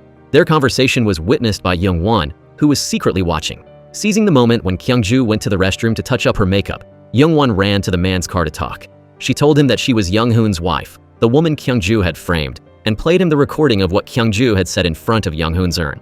When Kyungju happily ran back, the man bluntly played the recording of her mumbling over Young-hoon's ashes. Kyungju tried to struggle, but the man cast her aside. Standing behind a pillar, listening to Kyungju's miserable screams, Young-won felt nothing but immense satisfaction. Back at home, Kyungju flew into a rage. Meanwhile, Mi-sun, who hadn't eaten for 8 days, ran back to her old house intending to make herself some instant noodles. Unexpectedly, she heard Young-won's voice just in time. She hurriedly hid under the table to secretly observe. It turned out Mi-sun still hadn't paid her rent. Ji-won had paid the penalty fee and then let Young-won and her son stay there. But fearing Young-won wouldn't accept his kindness, he asked the big sister to lie and say she rented the place so Young-won could stay with peace of mind. Waiting until Young-won and everyone went inside, Mi-sun finally crawled out to eat. In reality, everyone had already seen her. Inside, they discussed how to handle her situation. Young-won thought about how she was her son's grandmother and decided to let her stay. Looking at the familiar surroundings of the house, Mi-sun sank into memories of the days when Young-hoon was still alive. Scene change. Kyung-ju assumed her cousin was afraid she would become more powerful after a business marriage and had deliberately done this. So, she designed a trap to lure her cousin in. She pretended to be on a call, deliberately mentioning a recovered video in front of Sung-hee, then placed it on her desk. Unexpectedly, Sung-hee's secretary called her away for some business. This made Kyung-ju even more certain that the person who ruined her engagement was Sung-hee. All of this was overheard by Young-won, the person who actually ruined her engagement. Not knowing this was Kyung-ju's trap, she hurriedly contacted Jaewon to go retrieve the video. As for Kyung-ju, she was already waiting in the projection room for Sung-hee to take the bait. Just as Kyung-ju was feeling triumphant, the power in the projection room suddenly cut out, and the screen went black. Meanwhile, Young-won sneaked into Kyung-ju's office, intending to steal the video. She hastily opened the box, only to find it empty. At the same time, Jaewon realized it was all a trap set by Kyung-ju and rushed in to warn Young-won to leave immediately. But it was too late. Kyung-ju pushed open the outer office door and walked in. As she charged straight for the inner room, Jaewon called out to stop her. When asked why he was in her office, Jaewon used the excuse of needing to discuss a project with her to smooth things over. Kyung-ju looked at the open delivery box and asked Jaewon if he had opened it. Jaewon lied, saying that when he arrived, he saw Sung-hee's secretary hurrying out. Upon hearing it was Sung-hee's secretary, Kyung-ju immediately rushed out to intercept her. This allowed Young-won, who was hiding behind the office chair, to escape a disaster. Kyung-ju caught up with Sung-hee and launched into a sarcastic tirade, even praising Sung-hee's secretary for being very capable. Sung-hee and Yoon listened with bewildered expressions, having no clue what Kyung-ju was talking about. Elsewhere, to make Kyung-ju and Sung-hee completely turn against each other, the big sister prepared a script for Mi-sun, telling her to go demand money from Sung-hee. The goal was to make Kyung-ju firmly believe that Sung-hee had bribed Mi-sun to ruin her engagement. Mi-sun, currently living off their charity, had no choice but to obey Young-won's faction without question. She went to the reception desk and followed Secretary Yoon in to meet Sung-hee. The person assigned to tail Sung-hee and Secretary Yoon immediately reported to Kyung-ju about Mi-sun's visit. Getting into the car, Mi-sun acted according to the script the big sister wrote, blaming all her current miseries on Kyung-ju, then playing the pitiful victim to ask Sung-hee for some money. Hearing this, Sung-hee didn't want to get entangled with Mi-sun and shoot her away like a beggar, saying she'd have Secretary Yoon give her some money later. Just as Secretary Yoon was handing the envelope to Mi-sun, it was witnessed by Kyung-ju, who was secretly watching. After Secretary Yoon left, Kyung-ju pulled Mi-sun aside to talk. She asked if Mi-sun had taken money from Sung-hee to work for her. Mi-sun deliberately denied it vehemently. Kyung-ju claimed she saw the entire scene of her accepting the envelope, directly exposing Mi-sun's lie. Then, she asked how much money Sung-hee had given her. Mi-sun said she received 1 bill, implying a 1 million won check. Kyung-ju, assuming 1 bill meant 10 million won, immediately offered to pay Mi-sun 3 times that amount, demanding that she expose Sung-hee for sabotaging her engagement at the shareholders' meeting. Hearing this, Mi-sun knew she had only received 1 million, but now Kyung-ju wanted to give her 30 million. Why on earth would she refuse? She was also incredibly shocked, so she demanded Kyung-ju give her 10 million upfront as a deposit before she would do the job. Back home, facing everyone's questioning, Mi-sun simply said she had completed the assigned task, never mentioning that Kyung-ju had bribed her. Mi-sun then pretended to have a stomachache, ran into the bathroom, and hid the 10 million won check inside the toilet tank cover. On the day of the shareholders' meeting, Kyung-ju led Mi-sun into the conference room. She loudly declared she would expose Sung-hee's true colors, then pulled Mi-sun forward, demanding she tell the truth. Unexpectedly, Mi-sun pulled a sudden U-turn, telling everyone that it was Kyung-ju who had paid her to frame Sung-hee as the saboteur of the engagement. This time, not only was Sung-hee furious, but the shareholders also outrageously scolded Kyung-ju for going too far. While Kyung-ju was losing her mind, Young-won sat down in her office chair. She silently vowed to make Kyung-ju lose everything she had, piece by piece. Meanwhile, in the conference room, Sung-hee signaled her subordinates to drag Kyung-ju out. Seeing his daughter being dragged away, Kyung-ju's father hurriedly pulled strings, telling them he was the chairwoman's younger brother so they would release her. After being released, Kyung-ju stormed off in anger, with her father chasing after her. Back in the office, Kyung-ju remained firmly convinced that the person who ruined her engagement was Sung-hee. Her father declared he wouldn't forgive Mi-sun and Sung-hee, and moved to go settle the score with Mi-sun, but Kyung-ju stopped him, saying she would handle her own affairs. Then, Kyung-ju marched toward Mi-sun with murderous intent, but accidentally bumped into an employee. Seeing her coming, Mi-sun scrambled away on all fours. She ran straight into a restroom to hide. Kyung-ju seemed not to notice Mi-sun, instead grabbing a bucket of mop water and walking off. It turned out the more she thought about it, the angrier she got. so she grabbed the bucket intending to splash it on Sung-hee. But she was too slow. Sung-hee had just walked past, and Kyung-ju accidentally splashed her own father instead. Sung-hee looked at the father and daughter with disgust, then walked away in contempt. Kyung-ju then took her father back to the office to clean him up. A secretary brought a clean set of janitor's clothes, telling Kyung-ju's father to change into them temporarily in the restroom. At this time, Mi-sun was secretly hiding from Kyung-ju. Listening and hearing no movement, she finally dared to step out. Meanwhile, Kyung-ju's father, feeling that the janitor's uniform was humiliating, tried to sneak away. Mi-sun, only focused on walking backward, crashed right into Kyung-ju's father, knocking him to the side. Mi-sun picked up her bag from the floor and scolded him. But unexpectedly, upon seeing Mi-sun, Kyung-ju's father seemed to be struck by Cupid's arrow. He looked at her as if gazing upon a goddess. He tried to use compensating her for the bag as an excuse to get acquainted. He immediately asked for her phone number, but Mi-sun, assuming he was just a janitor, told him he couldn't afford to pay for it anyway and turned to leave. Just then, the secretary arrived with newly bought clothes for him to change into. But right now, all Kyung-ju's father could think about was chasing after the goddess of his heart to get her number. In his eyes, there was only the graceful, enchanting silhouette of Mi-sun walking away. He had completely forgotten that just a moment ago, while defending Kyung-ju, he had repeatedly called Mi-sun, that old woman this, and that old hag that. Back to Kyung-ju, she received news that Sung-hee wanted to kick her out of the company. She rushed straight to Sung-hee and caused a scene, accusing her of sabotaging her engagement. It was only then that Sung-hee realized Kyung-ju had believed all along that she was the one who ruined the marriage. But before she could explain, Kyung-ju was dragged out by security. Outside, Young-won saw Kyung-ju being hauled away and stepped in to defend her, helping her out of the predicament. From that moment, Kyung-ju considered Young-won to be on her side. Before leaving the planning department, she wanted Young-won to take over her position, effectively holding that seat for her. Young-won swore solemnly that she wouldn't betray Kyung-ju's trust. Meanwhile, Sung-hee finally understood why Kyung-ju hated her, so she had someone check if the security footage from the columbarium could be recovered. Returning home, she explained to Kyung-ju that she wasn't responsible for the engagement disaster and deduced that it was very likely Young-won who was pulling the strings from behind the scenes. Upon hearing this, Kyung-ju furiously stormed to the company to confront Young-won. Young-won admitted that she was indeed the one who destroyed Kyung-ju's engagement. Kyung-ju raised her hand to slap her, but Young-won blocked it. Young-won was no longer the person who let herself be bullied. She shoved Kyung-ju hard, sending her sprawling onto the sofa. Sung-hee, standing by and enjoying the show, chimed in to mock Kyung-ju. Kyung-ju couldn't stand being outsmarted and toyed with by a fool like Young-won. She chased after Young-won to have it out. Unexpectedly, Young-won was even more aggressive, warning Kyung-ju that ruining the engagement was only the beginning. Hearing this, Kyung-ju was so angry she felt her lungs might explode. Back home, she started taking her rage out on her clothes. She couldn't bear the thought that Young-won knew the truth all along, yet pretended to be innocent just to play her. Kyung-ju's father tried to offer a few words of comfort, but the more he tried, the crazier she became. She even started biting her clothes to vent her anger. Afterward, Kyung-ju marched straight to the fried chicken shop to settle the score with Young-won. As luck would have it, she ran into Mi-sun inside the shop. Remembering that Mi-sun had taken the money but failed to uphold the deal, Kyung-ju demanded her 10 million won check back. Mi-sun denied everything flatly, even challenging Kyung-ju to produce evidence. While the two were arguing, Young-won returned. She immediately ordered Kyung-ju to get out. Kyung-ju refused to leave, even bringing up the fact that she used to love Young-hoon. Young-won's little sister had long wanted to vent her anger on her sister's behalf, but hadn't had the chance.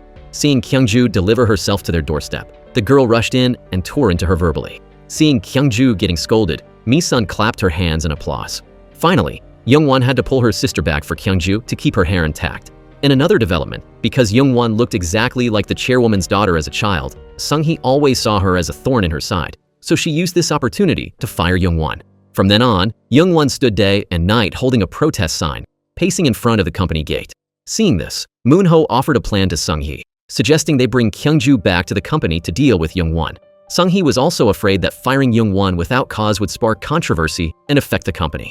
So, she allowed both Kyung-ju and Young-won to return to the company to let them fight each other. Coincidentally, the company organized a competition to vote for a new menu item. The person who won first place through online and on-site voting would have the opportunity to join the project team as a team leader. Originally, Young-won's dish was guaranteed first place. But Kyung-ju accused Young-won of plagiarizing a recipe from another blogger 3 years ago, causing her to be disqualified from the competition. Kyung-ju's team, therefore, naturally clinched first place.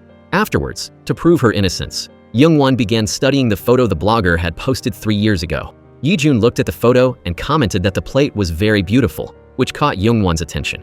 Coincidentally, the gift Mi-sun had brought home was the exact same plate shown in the blogger's photo. Youngwon hurriedly asked Mi-sun about the plate's origin, and she revealed it was a promotional gift the manufacturer had just released within the last week. This proved that the blogger's photo had actually been posted after Youngwon announced her dish. Just as the company was preparing to announce the winner, Youngwon arrived in the nick of time. She presented the plate as evidence, explaining her reasoning for being framed in front of everyone. Seeing Kyungju deny it vehemently, Youngwon invited the blogger herself to confront her. The blogger admitted that it was Secretary Oh who had asked her to upload that menu to frame Youngwon. Just like that, Youngwon successfully claimed first place. Secretary Oh had to take the fall for everything. Hearing the news, Jiwon rushed to the fried chicken shop to wait for Youngwon so they could celebrate together. Mi-sun, seeing Jiwon interacting with Yijun, still believed deep down that Yijun was Jiwon's son. To clear up the misunderstanding, Jiwon deliberately chatted with Yijun about blood types. When Mi-sun heard that Yijun's blood type was identical to Younghoon's, she started to get suspicious. She returned home and secretly took Yijun's toothbrush for a DNA test. While waiting for the results, the more Mi-sun looked at Yijun, the more she saw he looked exactly like Younghoon. Finally, the day arrived, and the DNA test results were in. Mi-sun saw the results. Yijun was indeed her biological grandson. She emotionally hugged Yijun, overjoyed beyond words.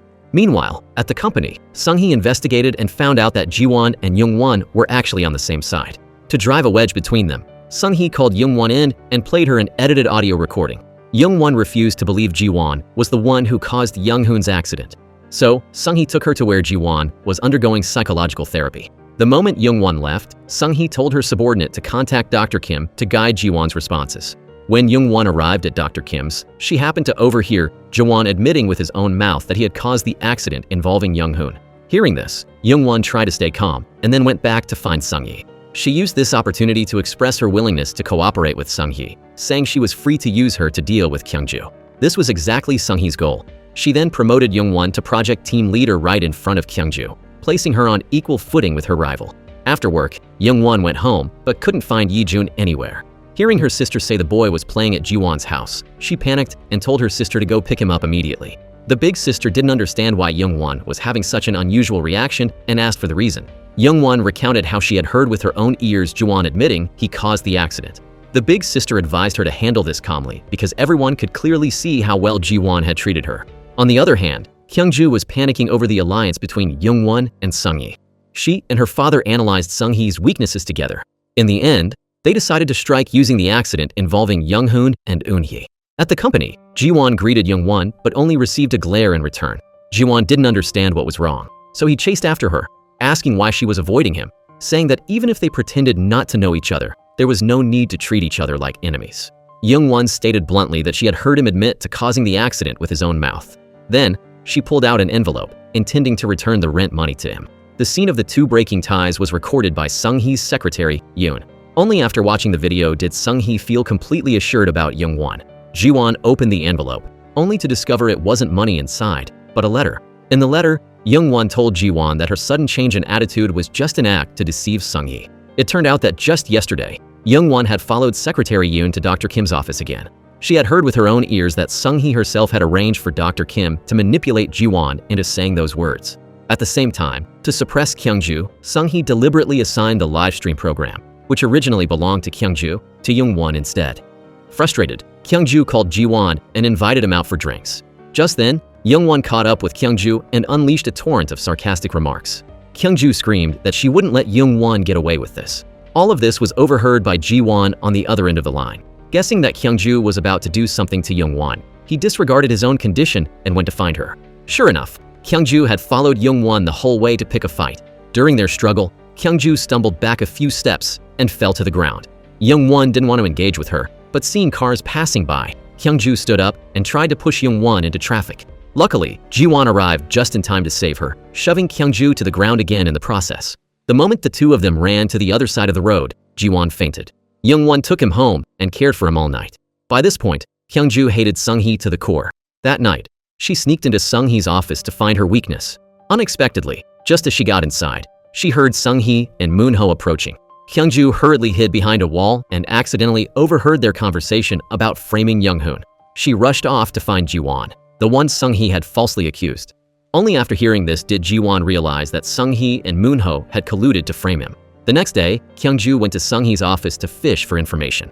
Surprisingly, Sung-hee showed no fear and openly admitted to causing the accident involving Young-hoon. Kyung-ju couldn't believe Sung-hee would brazenly confess like that. However, she didn't get to gloat for even 2 seconds before Sung-hee told her to check her recording. Kyung-ju checked her bag, only to find the recording had been interrupted. It turned out Sung-hee had anticipated Kyung-ju would record the conversation and deliberately called her phone to cut it off. Sung-hee smugly warned Kyung-ju that she would never be her match. However, the entire conversation was overheard by Young-won standing outside. She never imagined the person who harmed her husband was actually Sung-hee. Overwhelmed by shock, she fainted on her way home. Back at the company, after Sung-hee left, Kyung-ju retrieved a small device from a decorative item in the office. It turned out Ji-won had secretly planted a recording device there as a precaution. After retrieving it, Kyung-ju arranged to meet Ji-won at her office. Unexpectedly, the moment Ji-won hung up, he received a call from the hospital informing him that Young-won had fainted. Disregarding everything else, Ji-won rushed to the hospital. Seeing this, Kyung-ju was curious about where Ji-won was rushing off to, so she secretly followed him. When she saw Ji-won going to see Young-won, Kyung-ju couldn't accept the reality. She tried contacting Ji-won, saying she would give him the recording and telling him to come to her office immediately. But right now, in Ji-won's eyes, only Young-won mattered. He refused to leave. Seeing that Young-won was more important to Ji-won than clearing his own name, Kyung-ju couldn't help but feel jealous. Returning to her office, Kyung-ju spiraled into madness. She swore she wouldn't forgive either Ji-won or Young-won. The next day, Ji-won went to see Kyung-ju to get the recording. Kyung-ju lied, saying she had checked it, but nothing was recorded. Seeing Ji-won's trusting face devoid of suspicion, Kyung-ju silently vowed not to leave Young-won in peace. She decided she would make Ji-won her man, and then ruthlessly dump him. As for Young-won, after regaining consciousness, she was determined to avenge Young-hoon. She first won Sung-hee's trust and attended a press conference with her. However, right when reporters began interviewing, Young-won bluntly declared in front of everyone that Sung-hee was the one who caused the accident that killed her husband and had framed Ji-won. Sung-hee hurriedly stopped the press conference and fled the scene. Young-won and Ji-won planned to leverage public opinion to get Young-hoon's accident reinvestigated. Kyung-ju also began to make her moves. She took the initiative to bring the video recording of Sung-hee's confession to confront her. Sung-hee didn't panic at all, simply asking what Kyung-ju wanted. Kyung-ju proposed a truce. They would work together to take down Young-won. But the condition was that Sung-hee couldn't touch Ji-won. Kyung-ju wanted to deal with him herself. Seeing this as a beneficial deal, Sung-hee took back the recording and agreed. But she didn't anticipate that Kyung-ju had already made multiple copies of that video. That day, Young-won's sister brought Yi-jun to the company to visit Young-won. But since Young-won was busy, she told her sister to take the boy to her office to wait. Yi-jun wandered into Kyung-ju's office. By sheer coincidence, the boy picked up one of the copies of Sung-hee's confession video that Kyung-ju had hidden. When Kyung-ju rushed back, she bumped into Young-won's sister. Reflexively, she grabbed her own hair, afraid Young-won's sister would pull it. But she couldn't escape. While Young-won's sister spun Kyung-ju around by her hair, Yi-jun ran out in fear. Kyung-ju, dizzy from being spun, ran into her office only to discover her USB drive was missing. She immediately chased after Young-won's sister to demand it back. Just as Kyung-ju mentioned the USB, Sung-hee walked by and overheard. She hadn't expected Kyung-ju to be so devious as to keep a copy. Sung-hee was struggling to find Yi-jun when she ran into the boy in the elevator. She started trying to coax the boy into giving her the USB. Yi-jun, sensing Sung-hee wasn't a good person, clutched the USB tightly and seized the chance to run out of the elevator. Sung-hee chased him all the way to the stairwell. She grabbed Yi-jun, trying to snatch the USB. Unexpectedly, Yi-jun accidentally fell down the stairs. Sung-hee panicked. Her scream attracted the attention of Young-won, who was searching for her son. When Young-won arrived, she only saw Yi-jun lying on the ground and Sung-hee's retreating figure fleeing in panic. Young-won hurriedly rushed Yi-jun to the hospital. Luckily, he didn't suffer any serious injuries. Thinking Sung-hee had pushed Yi-jun to get revenge on her, she stormed into Sung-hee's office to cause a scene. Sung-hee showed zero remorse, even telling Young-won to go watch her kid better and stop making trouble, then walked away. Not accepting this, Young-won followed her. Just then, she saw Sung-hee doting on her only son, Soo-hyuk, treating him like a treasure. She resolved to steal Soo-hyuk away from Sung-hee. In fact, a long time ago, Young-won and Soo-hyuk had a fateful encounter. Back then, a thief was trying to steal Soo-hyuk's wallet when Young-won spotted him. Young-won acted heroically, chasing down and subduing the thief with just a few moves. Soo-hyuk had immediately fallen in love at first sight with the strong woman before him. From then on, he couldn't stop thinking about Young-won, constantly replaying her heroic image in his mind. He missed her so much that he ran to the fried chicken shop every day to wait for her, just to have more contact with her. Young-won's sister, out of respect for him as a customer, tolerated it for a while, but finally couldn't take it anymore and asked him what his intentions were. Soo-hyuk frankly admitted he liked Young-won. At that time, Young-won had just been released from prison and had no mental space for anything else, so she rejected Soo-hyuk's confession. Looking at Yi-jun lying in the hospital bed, Young-won decided she would use Soo-hyuk to exact revenge on Sung-yi. Meanwhile, Mi-sun, upon hearing the news, also rushed to the hospital. As soon as she arrived, she blamed Young-won for not watching her child carefully, then demanded custody of Yi-jun. Young-won glared at Mi-sun and kicked her out. The big sister hurriedly dragged Mi-sun away. Before leaving, Mi-sun declared she would definitely take her grandson back. Meanwhile, because she had lost the USB drive, Kyung-ju went to apologize to Sung-hee half-heartedly. Sung-hee couldn't keep her cool anymore. If the confession video were released, she would be finished. So, Kyung-ju waited until no one was around and sneaked into the hospital to trick the boy into giving back the USB. Yi-jun lied, saying he had already given it to his mom, leaving Kyung-ju in a state of constant anxiety. At the company, she secretly observed Young-won and saw that she was very calm. She couldn't understand why Young-won was so silent, unaware that Young-won hadn't actually gotten the USB yet. When Sung-hee came to demand answers, Kyung-ju lied, claiming she had gone to the hospital, tricked Yi-jun into giving her the USB, and destroyed it. Later, Kyung-ju dragged Soo-hyuk along, intending to introduce her wealthy junior friend to be his girlfriend. This young lady fell for Soo-hyuk the moment they met. She started singing her own praises. However, when Young-won walked in, Soo-hyuk's eyes were glued to her, completely ignoring whatever the heiress was saying. The young lady also realized Soo-hyuk liked Young-won, so she deliberately tripped her. However, Young-won wasn't someone easily bullied either. She pretended to be weak in front of Soo-hyuk, apologizing to the young lady. But when no one was around, she blocked her path. Seizing the moment, the wealthy girl gave her a light shove, and Young-won allowed herself to fall to the ground. Seeing his beloved Young-won pushed down, Soo-hyuk rushed forward. He dragged the bewildered young lady away. At this moment, Young-won could sense that Soo-hyuk still had feelings for her. Sure enough, that night, Soo-hyuk drank alone in sorrow, reminiscing about every little memory of Young-won. Unable to control his heart, he ran to the fried chicken shop just to see her. Young-won deliberately used words to imply she also liked him, speaking half sentences and then hesitating. Hearing this, Soo-hyuk sobered up instantly, wanting Young-won to speak clearly.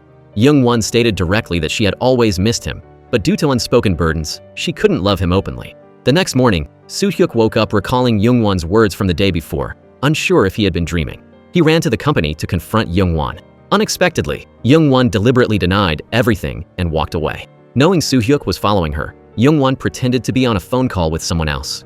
Overhearing Young-won's phone conversation, Soo-hyuk understood her heart. He had fallen for her trap. He told Young-won not to hide anymore. Now that he knew her feelings, he wouldn't let go. Young-won acted very conflicted, but in the end, she accepted Soo-hyuk.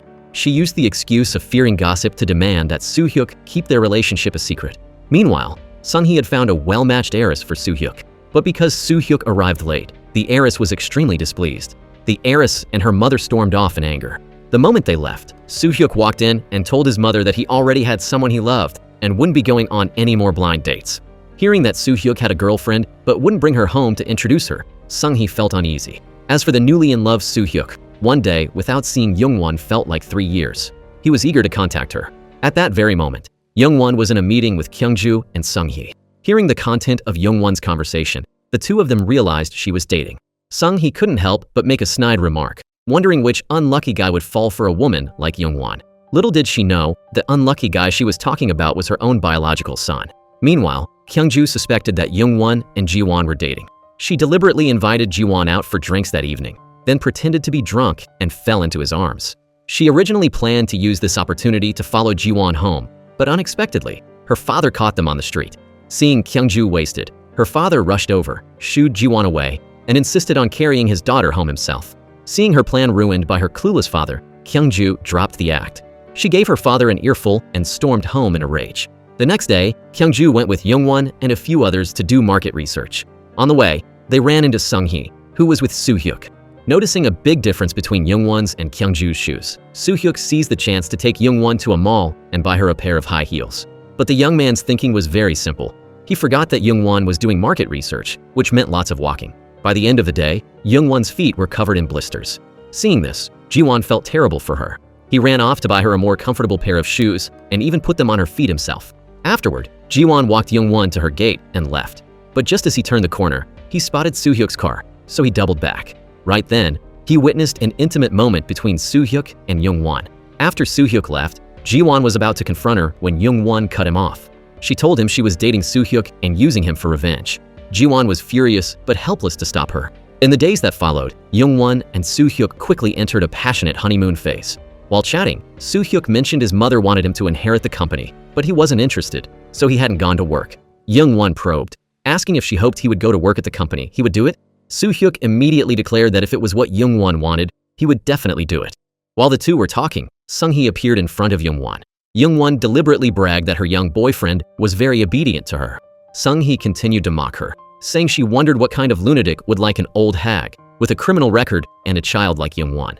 On another note, ever since Sung-hee accidentally pushed him down the stairs, Yi-jun has frequently had nightmares about that day. While comforting her son, Young-won wondered why Sung-hee had chased after Yi-jun. Yi-jun told Young-won about Sung-hee fighting him for the USB drive. Young-won didn't know what was on the USB Yi-jun mentioned, which terrified Sung-hee so much. Later, Young-won used the excuse of a housewarming party to invite her colleagues over. Kyung-ju was also fixated on that USB drive. She deliberately told Secretary Oh to spill a drink on her, then used changing clothes as an excuse to sneak into Young-won's room and search for it. But Young-won had already anticipated this. If the USB contained something important, Kyung-ju would surely act. So, she suddenly walked in holding an empty USB drive to extract information from Kyung-ju. Kyung-ju fell for it completely, assuming Young-won had kept the evidence all along and was just pretending. Without hesitation, she blurted out Sung-hee's name. It was then that Young-won realized the USB was connected to Sung-hee. Young-won continued to fish for details. She declared she would take the USB to negotiate with Sung-hee. Kyung-ju had previously lied to Sung-hee, claiming she destroyed the drive. If Young-won actually brought it to Sung-hee, Kyung-ju would definitely be finished. So, Kyung-ju stopped Young-won, arguing that she shouldn't use something that could expose Young-hoon's accident just to help Ji-won. At that moment, Young-won realized the drive contained Sung-hee's confession and also understood that Kyung-ju had been lying to Ji-won all along. In the days that followed, as Yi-jun recovered, Young-won asked him where he put the USB that day. Yi-jun told her he had put it in her bag, but Young-won turned her bag inside out and still couldn't find it. Her sister suddenly remembered that on that day, she was holding Young-won's bag when she fell. All the contents had spilled out, but when she picked them up, she didn't see the USB anywhere. Young-won and the big sister rushed to the scene to search, but found nothing. The USB's whereabouts became a mystery. Meanwhile, late one night, Sung-hee stayed awake. While her son went to the bathroom, she sneaked into his room to check his phone. She found a newly marked number and discovered a call history with someone named Jin-ju. Posing as her son, Sung-hee sent a text asking for a date. She wanted to meet her son's girlfriend in person, having no idea that the person on the other end was Young-won, the woman she hated to her core, someone with a criminal record raising a young child. Hearing her son returning, Sung-hee hurriedly deleted the message and conveniently asked Soo-hyuk to come along to the location as well. At noon, Young-won arrived, thinking she was going on a date with her boyfriend, but unexpectedly heard Sung-hee's voice. She asked a waiter to pass a note to Soo-hyuk, saying something urgent had come up, and left. Sung-hee's plan failed, and she stormed off in anger. Soo-hyuk tried to stop her, but Sung-hee warned her son that if his girlfriend didn't meet her standards from the start, he'd better break up with her soon. Once the mother and son left, Young-won stepped out from around the corner. It turned out she hadn't left at all, but had been standing there eavesdropping the whole time. Back home, Sung-hee still had a bad feeling about Soo-hyuk's girlfriend, so she ordered Secretary Yoon to secretly tail him. That very day, Soo-hyuk went to bring lunch to Young-won. On her way to the meeting spot, Young-won was stopped by Ji-won. He warned her that Soo-hyuk was being followed by Secretary Yoon and advised her to stop doing things that would only hurt herself. But Young-won was now singularly focused on getting revenge on Sung-hee. She was just waiting for the right opportunity to publicly reveal her identity as Soo-hyuk's girlfriend. As for Soo-hyuk, after receiving Young-won's call, he realized why she couldn't make it. Furious, he warned Secretary Yoon to stop following him. Running out of options, Sung-hee contacted Secretary Oh, asking her to investigate if there was any female employee in the company named Jin-ju. Unexpectedly, this conversation was overheard by Kyung-ju. Fearing Kyung-ju's wrath, Secretary Oh tried to maneuver between Kyung-ju and Sung-hee by telling Kyung-ju the whole story. Back home, Kyung-ju probed Soo-hyuk about his girlfriend, but he remained tight-lipped. However, Kyung-ju accidentally discovered a bracelet that Soo-hyuk planned to give his girlfriend as a gift. The next day, Young-won wore the bracelet Soo-hyuk gave her. Colleagues gathered around to admire it. Seeing the bracelet on Young-won's wrist, Kyung-ju immediately deduced she was Soo-hyuk's girlfriend. But instead of exposing them, she felt that facilitating this relationship would only benefit her. Kyung-ju immediately called Soo-hyuk, suggesting he bring his girlfriend to a Western restaurant for dinner, adding that she would bring Ji-won to wait there. When Soo-hyuk arrived with Young-won, he realized Ji-won was also present. Furious, Soo-hyuk dragged Young-won away. It turned out that, back when Kyungju pushed Youngwon and Jiwon saved her, Soo-hyuk had witnessed the entire event. He sensed that Jiwon also had feelings for Youngwon. Subconsciously, Soo-hyuk gripped Youngwon's hand tighter. As for Kyungju, seeing Jiwon show no reaction to Youngwon and Soo-hyuk dating, she felt somewhat reassured. Later, at dinner, Kyungju sat waiting to watch Sung-hee's drama unfold. Her mind was filled with scenes of Youngwon marrying into the family and the ensuing mother-in-law/daughter-in-law conflict with Sung-hee. She imagined Sung-hee tormenting Youngwon and Youngwon using the USB to blackmail Sung-hee. The thought of Sung-hee being blackmailed into submission by Youngwon made Kyungju burst out laughing. Sung-hee looked at her, baffled. Kyungju's father also noticed his daughter's odd behavior. He secretly handed her a document, telling her to read it alone. Thinking Kyungju was under too much pressure lately, he had recommended a psychiatric evaluation, leaving Kyungju speechless. In another development, while Soo-hyuk was looking through photos on Youngwon's phone, he suddenly spotted a family picture. Seeing Youngwon's foster mother in the center, Soo-hyuk was stunned.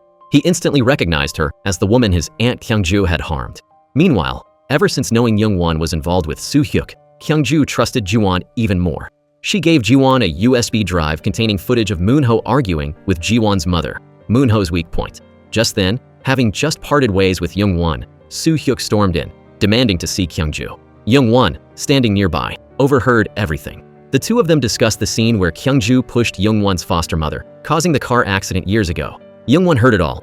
Now, she knew Kyungju was the real culprit behind her foster mother's death, and that Soo-hyuk was a witness who chose to help cover it up. With this revelation, Youngwon's last shred of guilt towards Soo-hyuk vanished completely. Next, Youngwon contacted Soo-hyuk, asking him to arrange a meeting with his mother, speaking highly of him.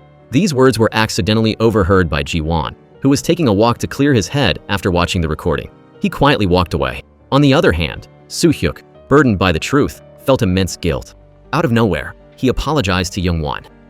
Although Youngwon feigned ignorance of his meaning, internally, she was plotting to quickly use the status of future daughter-in-law to meet Sung-hee, planning to dump Soo-hyuk immediately after she got what she wanted.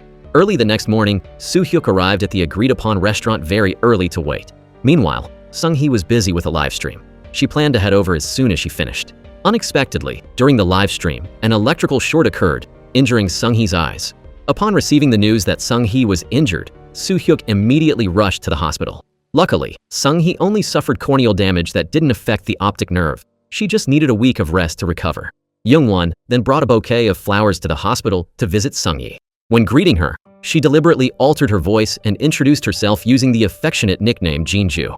Since Sung-hee's eyes were injured and she didn't want to deal with anything else, she shooed Youngwon away. Soo-hyuk immediately followed to walk Youngwon out. Sung-hee tried to stop him. She was very displeased that her son was trailing behind his girlfriend before they were even married. On the other hand, hearing Soo-hyuk say he would find a caregiver for Sung-hee, Youngwon volunteered to take the job herself. Sung-hee found the voice familiar but didn't suspect a thing. Later, to drive a wedge between Sung-hee and Moonho, Youngwon borrowed Soo-hyuk's phone to text Secretary Yoon, telling her to come to a hotel to deliver some documents. When Secretary Yoon coincidentally met and greeted Moonho there, a person planted by Youngwon deliberately bumped into Secretary Yoon, causing her to fall into Moonho's arms.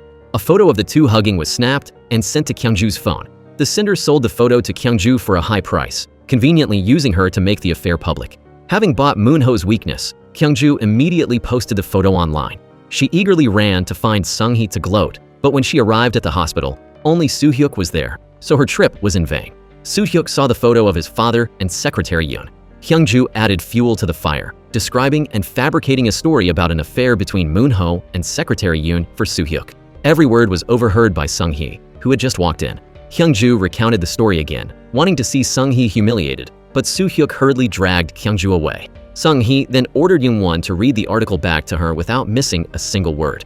However, Youngwon had only read halfway through when Sung-hee couldn't handle the shock and panicked. In a fit of agitation, she called Secretary Yoon and scolded her viciously. Although Secretary Yoon tried to explain, Sung-hee was blinded by rage and fired her on the spot. Still worried because her eyes hadn't fully healed, Sung-hee discharged herself from the hospital to go home. Youngwon took the opportunity when no one was around to try and checked Sung-hee's phone for secrets. Unexpectedly, just as she was trying to guess the password, a call came in. The caller was Nurse Kim, the person who had been caring for Eun-hee all along. Youngwon handed the phone to Sung-hee, pretended to leave, but closed the door and eavesdropped on the conversation. From their dialogue, Youngwon heard the name Eun-hee, the chairwoman's daughter. Later, to find Nurse Kim, who was caring for Eun-hee, Young-won watched as Soo-hyuk unlocked Sung-hee's phone to memorize the lock screen password. Taking advantage of a moment when the room was empty, Young-won quickly unlocked Sung-hee's phone and wrote down Nurse Kim's number. Since everything was going smoothly, Young-won happily revealed to Sung-hee that she was Jin-ju, Soo-hyuk's girlfriend. Sung-hee didn't know Jin-ju was actually Young-won, so she didn't have a big reaction. Touched by Young-won's dedicated care, she gave her blessing for the two of them to date. During this time, Young-won asked the big sister to pose as a famous artist to trick Kyung-ju into investing in a painting. Hearing that it was a painting Sung-hee wanted to collect, Kyung-ju was convinced it must be valuable and decided she had to have it. She eagerly met the big sister to make the deal. When the painting was displayed in front of Kyung-ju and her father immediately remarked that it looked like a child's scribble. Feeling embarrassed by her father, Kyung-ju glared at him, then confirmed again if this was indeed the painting Sung-hee wanted to buy. The big sister's assistant affirmed it confidently, then launched into an elaborate description to inflate its value, duping Kyung-ju into thinking she had stumbled upon a treasure. But because the painting was exorbitant, neither Kyung-ju nor her father had the money to buy it. Kyung-ju then set her sights on the company. Taking advantage of a moment when no one was home, she stole Sung-hee's personal seal, then used Sung-hee's name to embezzle company funds to purchase the painting. In reality, this masterpiece was just a random drawing by Yi-jun. Having secured the painting, Kyung-ju happily got drunk and ran into Young-won. She assumed Sung-hee was still blind, but was shocked to hear Young-won say that Sung-hee had just removed her bandages and was about to return to work. Kyung-ju had planned to sell the painting at a profit to buy company shares and oust Sung-hee from the vice chair position. So, she hurriedly ran to her father, urging him to sell the painting quickly to recoup the money. However, after the buyer brought in an appraiser, they were rendered speechless. The painting was literally just a child's doodle. The buyer accused Kyung-ju of being a fraud and stormed off in anger. Now, Kyung-ju had lost both the bait and the fish. On the other hand, upon returning to work, the first thing Sung-hee did was kick Young-won out of the company. Young-won bluntly stated that she had no interest in Sung-hee's son and was only using him to get revenge on her. Provoked, Sung-hee raised her hand to strike, but Young-won blocked it.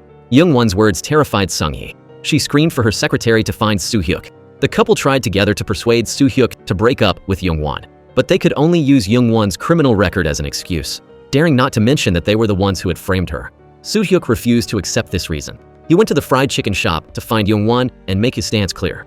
Not only that, Soo-hyuk even threatened Sung-hee by refusing to work at the company unless she agreed. While they were talking, Sung-hee and Moon-ho followed them, intending to take Soo-hyuk away. Originally, Soo-hyuk resisted till the end, but after Young-won persuaded him, he decided to go with his mother first. Sung-hee slapped him from behind in anger.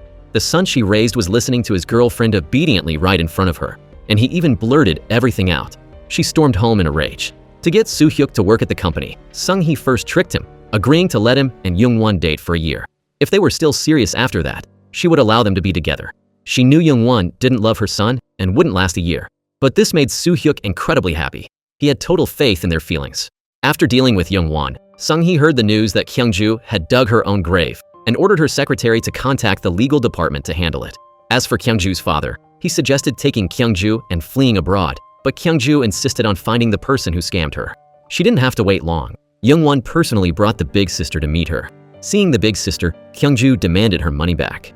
The big sister told Kyung-ju she had already donated it all, considering a charity on Kyung-ju's behalf. Seeing the big sister, who looked exactly like her aunt, the chairwoman, Kyung-ju was terrified.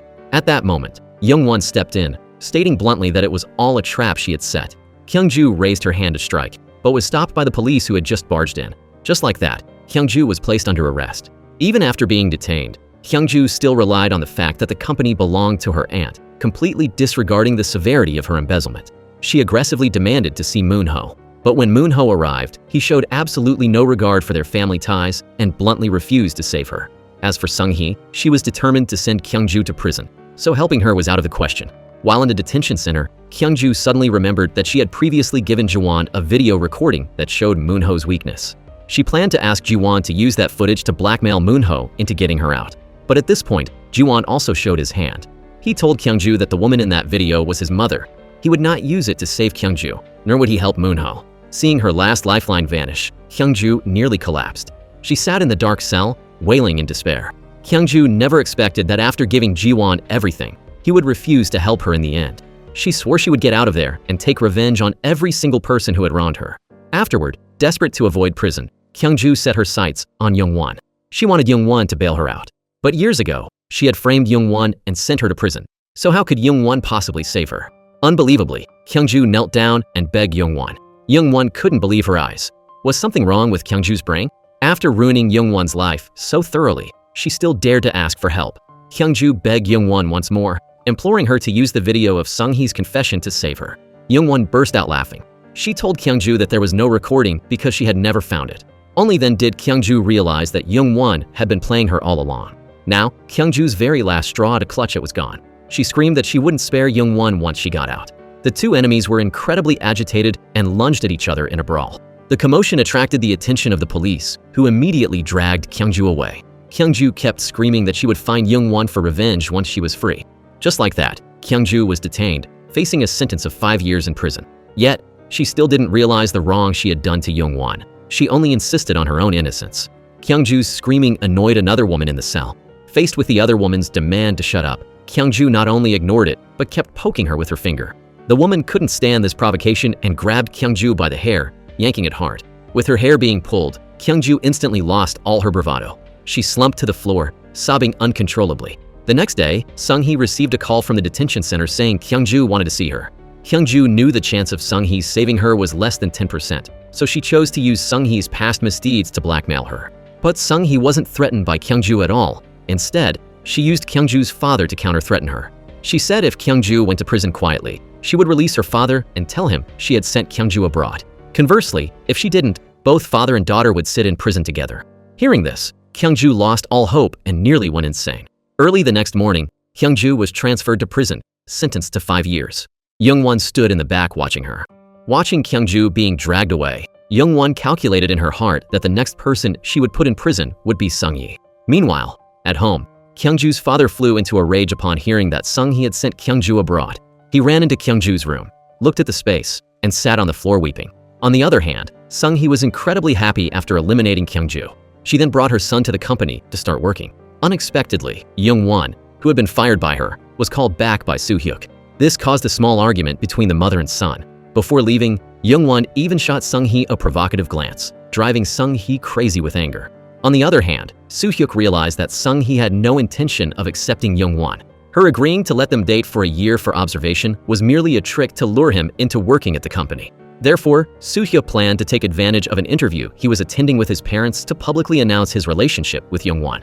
However, Mi-sun, after learning Youngwon had a lover, started screaming and demanding to take Yi-jun away. While the two were struggling over the child, they were spotted by Sung-hee, who had come looking for Youngwon.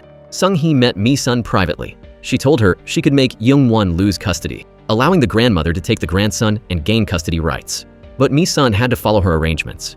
On the day of the interview, when Soo-hyuk was answering questions, he brought Youngwon to the scene and publicly declared their relationship. Sung-hee had already calculated everything and arranged for Mi-sun to come and crash the event.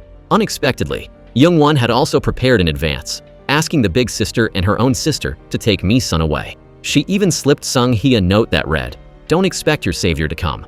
After the interview, Sung-hee furiously slapped Youngwon. At that precise moment, Soo-hyuk saw it. Youngwon pretended to be completely innocent, making Sung-hee want to attack her even more. Later, to eliminate Youngwon, Sung-hee arranged for Secretary Yoon to give Mi-sun a sum of money to buy a house and open a shop. With financial stability, Mi-sun would be able to fight Youngwon for custody of Yi-jun. Meanwhile, at the company, Ji-won's assistant tracked down the nursing home where Eun-hee was staying. The two rushed there immediately. However, Secretary Yoon overheard their conversation and reported it straight to Sung-hee. Sung-hee ordered Nurse Kim to quickly move Eun-hee to another location. At the same time, Youngwon, after receiving a call from Ji-won, was also on her way to the nursing home. At this point, Nurse Kim put the fussing Eun-hee into the car but forgot to close the door.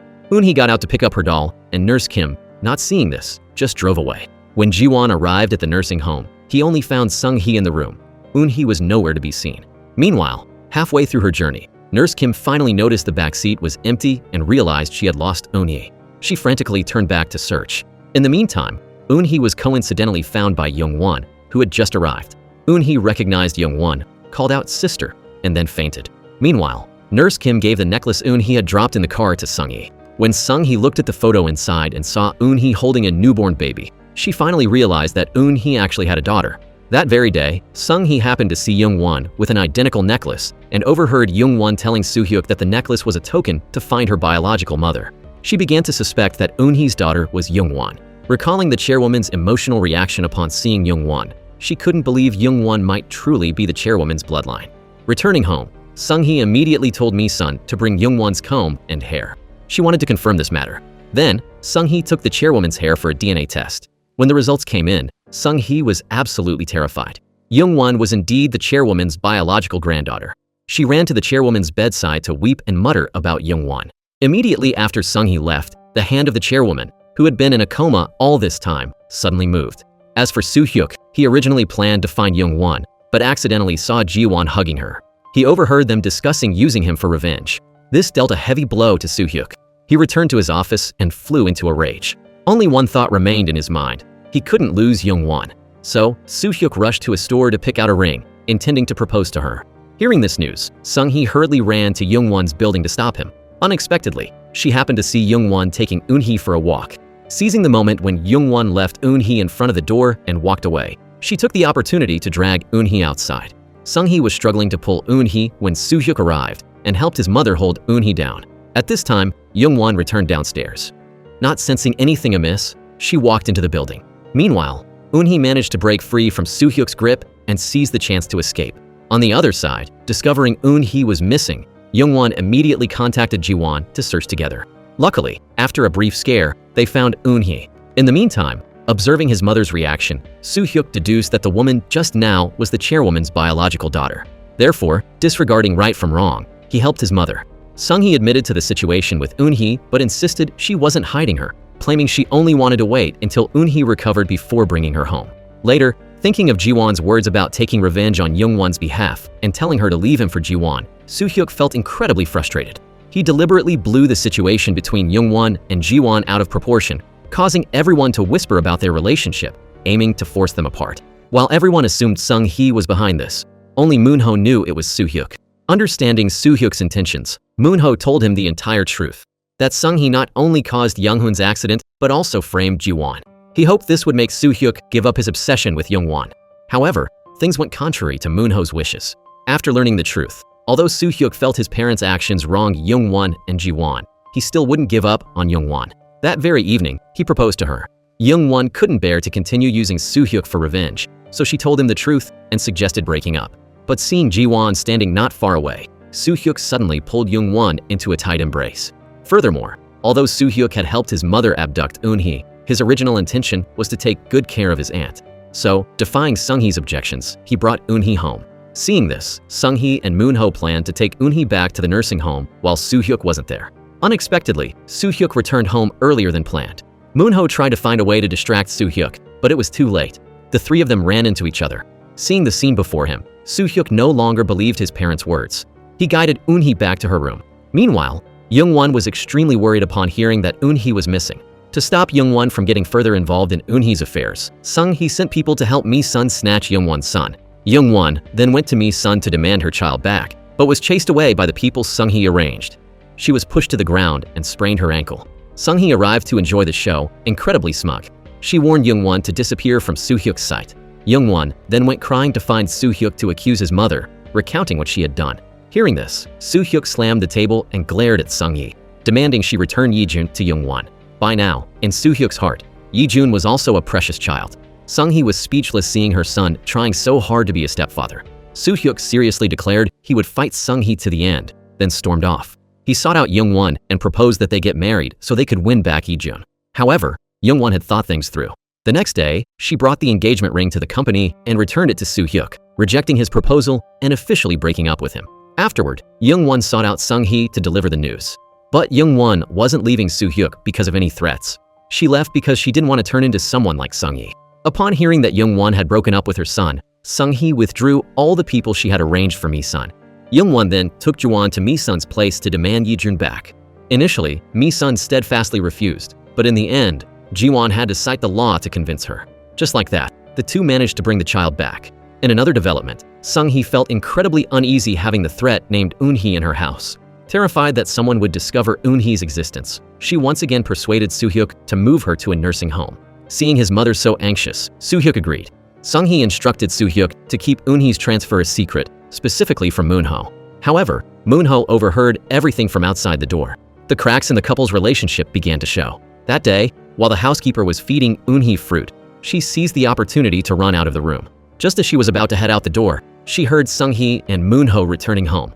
Forced to hide, Eun-hee slipped into the chairwoman's room. When Sung-hee entered and found Eun-hee missing, she began searching room by room. Seeing Eun-hee approaching the chairwoman, she anxiously dragged her out. Unexpectedly, during their struggle, the chairwoman woke up. Before the chairwoman could see Eun-hee, Moon-ho stepped in and hurriedly took her away. Sung-hee couldn't believe it.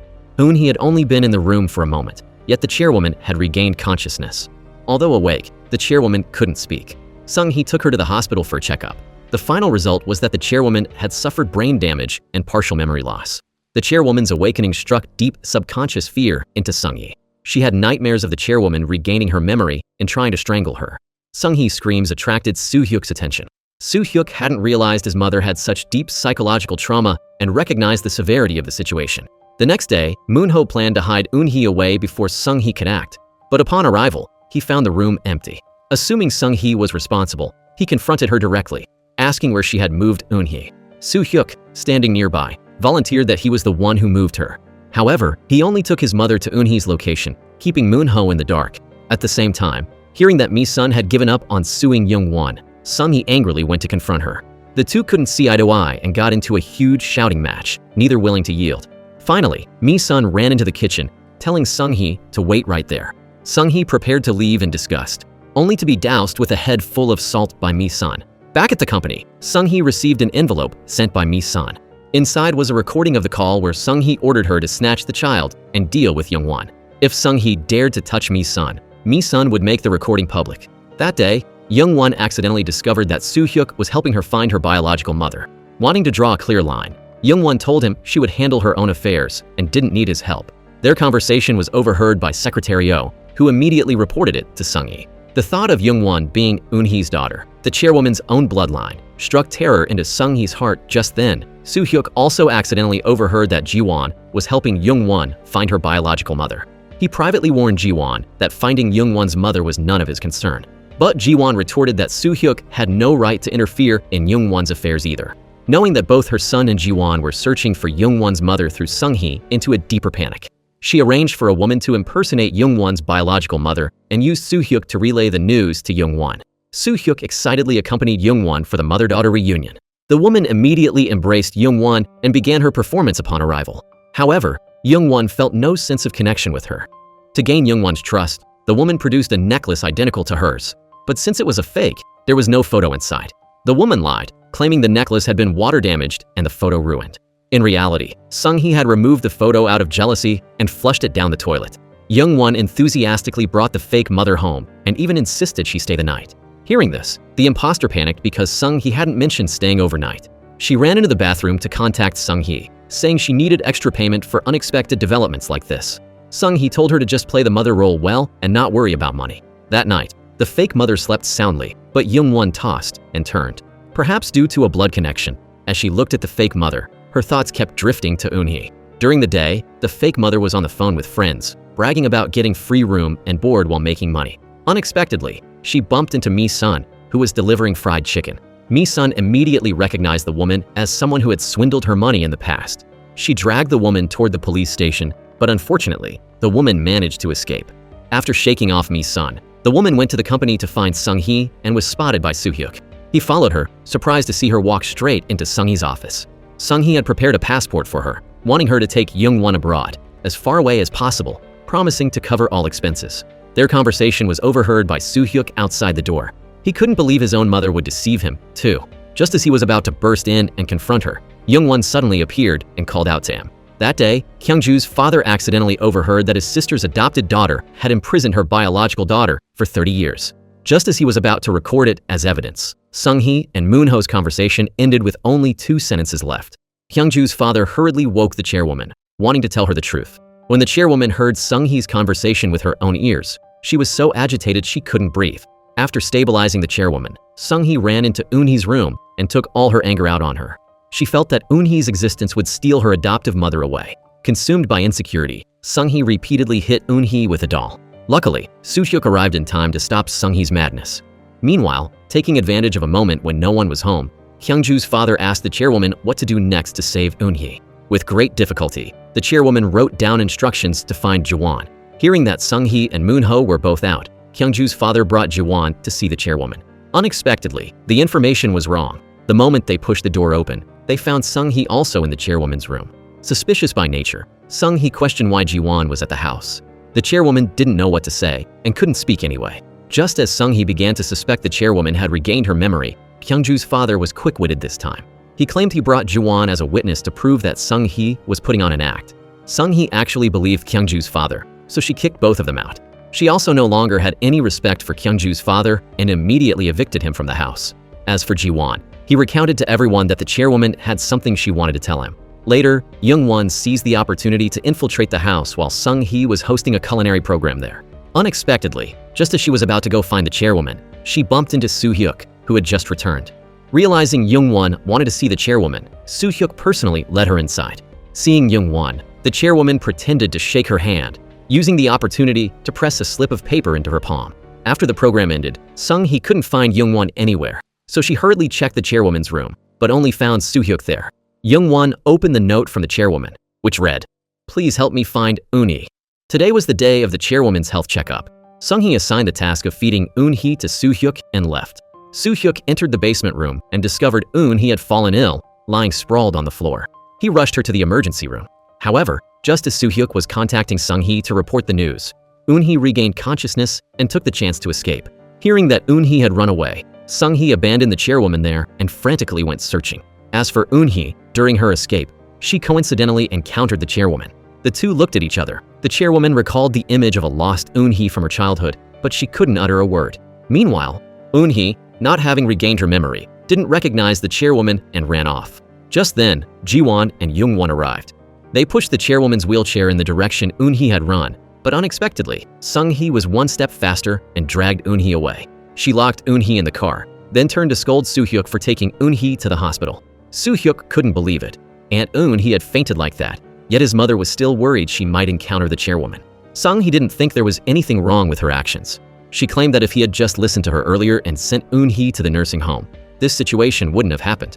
Their conversation was overheard by the chairwoman, who had been chasing them the whole way. Only then did she realize that everything Kyungju's father had said was true. Her own adopted daughter had hidden her biological daughter away. At the same time, the chairwoman also recalled her memories from just before she fainted. Sung-hee, oblivious to this, was still arguing with Soo-hyuk when Secretary Yoon ran up to report that the chairwoman had disappeared. The chairwoman used her phone to type a message, telling Young-won and Jiwon to leave quickly before Sung-hee returned. Before leaving, the two gave the chairwoman a phone for easy communication. At the company, Secretary Yoon accidentally overheard Kyungju's father asking Jiwon what business the chairwoman had with him.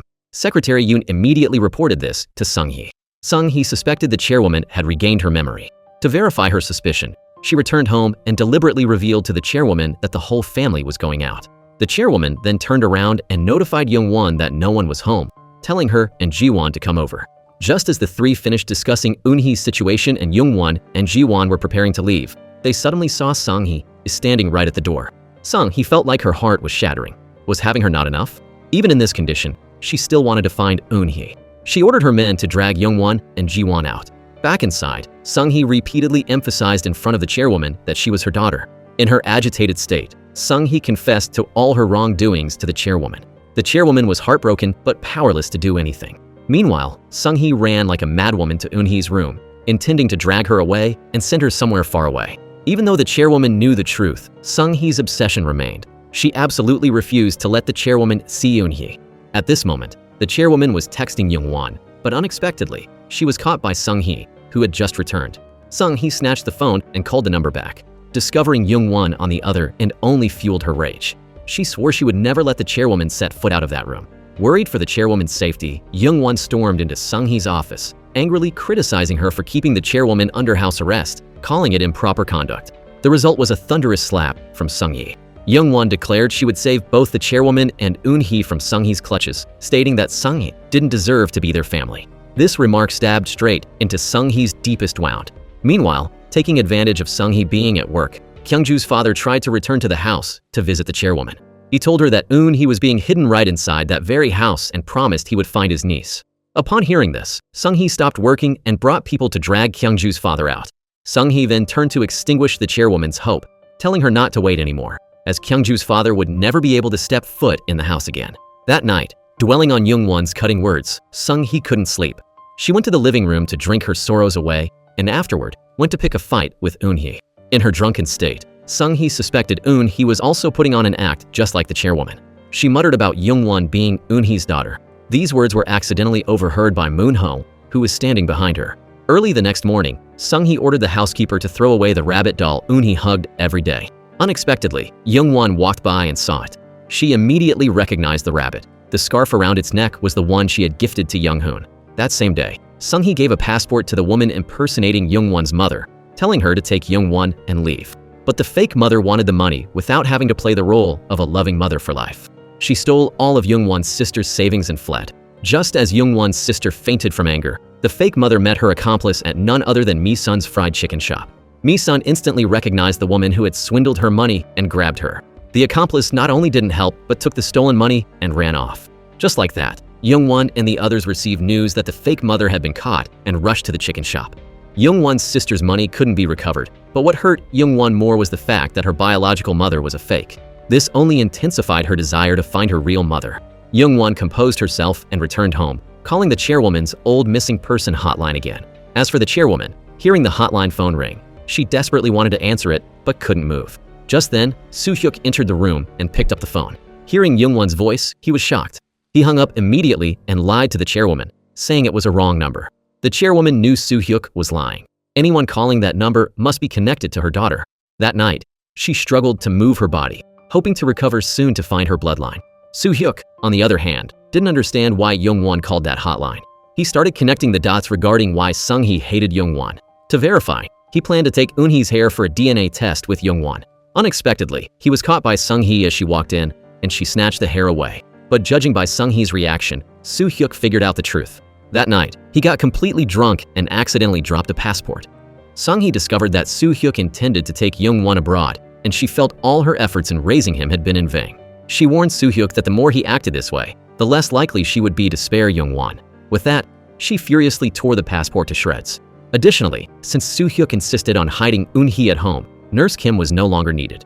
Nurse Kim then went to Sung-hee to collect her final payment before leaving the country. Sung-hee figured that since she was leaving soon anyway, she arranged for her to meet Secretary Yoon directly to get the money. Just as Nurse Kim received the money and was leaving, she bumped into Young-won. Eun-hee's doll fell to the ground, and Nurse Kim recognized it. Thinking Young-won was Eun-hee's new caregiver, she chatted a bit more. Young-won used the excuse of needing to ask Nurse Kim more about Eun-hee's care in the future to get her phone number. Returning home, Young-won told Ji-won that the doll belonged to Eun-hee. The two deduced that the day of Young-hoon's accident was the same day he visited Eun-hee's nursing home. And around the neck of Eun-hee's doll was Young-hoon's silk scarf. Could Eun-hee be Young-won's biological mother, or was it just a coincidence? To verify her suspicion, Young-won asked Kyung-ju's father to get a sample of the chairwoman's hair. Although Kyung-ju's father didn't know what Young-won needed it for, as long as it was to counter Sung-hee's schemes, he would do it. Taking advantage of an empty house, Kyung-ju's father ran into the chairwoman's room and plucked a clump of her hair. But this helpful teammate, after handing the hair to Young-won, turned around and argued with Sung-hee, accusing her of starving the chairwoman until she was thin. In a slip of the tongue, he blurted out that Young-won needed the chairwoman's hair. Hearing Kyung-ju's father say this, Sung-hee walked away pondering why Young-won would need the hair. While thinking, Sung-hee heard that Young-won was about to go to the lobby to pick up DNA test results. She followed her all the way to the stairwell. Before Young-won could even open the envelope, Sung-hee lunged at her. Fearful that Young-won would discover she was the chairwoman's granddaughter, Sung-hee struggled relentlessly with Young-won, causing the DNA test result paper to fall to the floor below. During the struggle, Young-won was pushed and fell. At the exact moment Young-won was about to hit the ground, Soo-hyuk dived in to shield her, breaking his own leg in the process. Soo-hyuk was then rushed to the emergency room. Sung-hee, having caused harm to her own son through her wicked actions, turned and saw Young-won, immediately pinning all the blame on her. Ji-won separated the two and took Young-won away first. Sung-hee fainted on the spot. Once home, Young-won suddenly remembered she still hadn't seen the DNA test results. She wanted to return to the company's stairwell immediately to find them. Ji-won told her to rest and took on the task himself. He went to the company and easily found the test paper. Little did he know, Sung-hee had been one step ahead. She had ordered Secretary Yoon to swap the results inside. The result Young-won opened, naturally, showed no biological relationship. However, Ji-won felt that if Young-hoon's scarf was on Eun-hee's doll, there had to be some connection. He decided to investigate this lead to find Young-won's biological mother soon. Meanwhile, after Soo-hyuk woke up, the first thing he did was ask if Young-won was hurt. This made Sung-hee storm off in anger. At home, the chairwoman was trying hard to do rehabilitation exercises. She was wondering who had called the hotline that Soo-hyuk answered, when suddenly the phone rang again. The chairwoman struggled to pick up the receiver but couldn't speak a word. On the other end of the line was Yi-jun, who had accidentally dialed the wrong number. When Young-won entered the room and asked who her son was talking to, she took the phone. The chairwoman was shocked to hear Young-won's voice. Just as the chairwoman was trying to process what was happening, Young-won's sister walked in and asked if she was looking for that missing person flyer from earlier. Hearing that Young-won had called based on the information in the flyer to find her mother, the chairwoman suspected Young-won was indeed Eun-hee's daughter. However, Sung-hee suddenly barged in, interrupting the chairwoman's thoughts. The chairwoman hurriedly hung up. Seeing the chairwoman capable of movement but hiding it from her, Sung-hee suspected her inability to speak was also an act. Just then, the phone rang again. It was Young-won calling back. Hearing Young-won's voice, Sung-hee couldn't control her emotions and flew into a rage. The chairwoman noticed Sung-hee's unusual behavior and tested her by saying that Young-won was her granddaughter. Hearing this, Sung-hee was terrified. She asked the chairwoman if she had known all along that Young-won was her granddaughter. Hearing Sung-hee say this, the chairwoman finally confirmed the truth. Sung-hee yanked out the chairwoman's special phone line, intending to cut it, but the chairwoman tried to stop her. But how could the chairwoman stop her? She was shoved aside by Sung-hee, who severed her last hope. Sung-hee stated bluntly that before the chairwoman died, she shouldn't have dreamed of meeting any daughter or granddaughter other than herself. She even called this the chairwoman's punishment. The chairwoman wept heart-wrenchingly at home, utterly helpless. Previously, Soo-hyuk had broken his leg saving Young-won, but unaware that he had been permanently disabled, he proposed to Young-won again. Sung-hee stormed in, snatched the engagement ring, and threw it away. To stop her son, in a fit of agitation, she tried to strangle Young-won. Faced with her son's interference, Sung-hee blurted out the truth about his leg, that because of Young-won, he would never be able to use it again. Sung-hee dragged Young-won, demanding she pay back her son's leg. Soo-hyuk screamed for his mother to let Young-won go. With no other option, Sung-hee returned home and took her anger out on Eun-hee. She screamed that she wouldn't spare Young-won. Although Eun-hee wasn't mentally sound, her maternal instinct still made her worry for her child. Sung-hee pushed Eun-hee down, accusing her of faking her stupidity. She wanted tit for tat with all three of them, the chairwoman, Eun-hee, and Young-won. In the days that followed, Sung-hee planned to take her son abroad for treatment, but Soo-hyuk adamantly refused to leave Young-won. These words were overheard by Young-won, who had come to visit Soo-hyuk. Seeing the mother and son arguing, she intended to leave, but unexpectedly, Sung-hee told Soo-hyuk that Young-won was Eun-hee's daughter, the chairwoman's biological granddaughter. But Soo-hyuk felt that since Sung-hee and Eun-hee weren't blood-related, it wouldn't affect his marriage to Young-won. Hearing this, Young-won quietly left. She couldn't imagine that the person Sung-hee had tortured and imprisoned for a lifetime was her own biological mother. At that moment, Young-won just wanted to storm into the chairwoman's house and demand answers. But both her grandmother and mother were in Sung-hee's hands. She could only endure. As for Ji-won, he sought out multiple hospitals for Soo-hyuk, his half-brother, to get him treated. But Soo-hyuk refused treatment for his leg without Young-won. He insisted on using his injured leg to hold on to her. Faced with Ji-won's kindness, Soo-hyuk bluntly chased him away. Meanwhile, the chairwoman was also trying every possible way to let Young-won know she was her grandmother. She asked a housekeeper to deliver an envelope to Young-won, but the housekeeper turned around and gave it to Sung-hee instead. Seeing the chairwoman struggle, Sung-hee was furious and went home to confront her. Sung-hee furiously tore the letter to pieces. Her words were overheard by Young-won, who had come to visit Soo-hyuk. Young-won couldn't stand seeing Sung-hee raising her voice at a grandmother who had no strength left. She decided she had to get the chairwoman out of that house as quickly as possible. Early the next morning, using caring for Soo-hyuk as an excuse, Young-won boldly went to the chairwoman's house for breakfast. She deliberately held a plate of food right in front of Sung-hee to provoke her. Sung-hee only gave a light shove, but Young-won used the momentum to spill the entire plate on herself.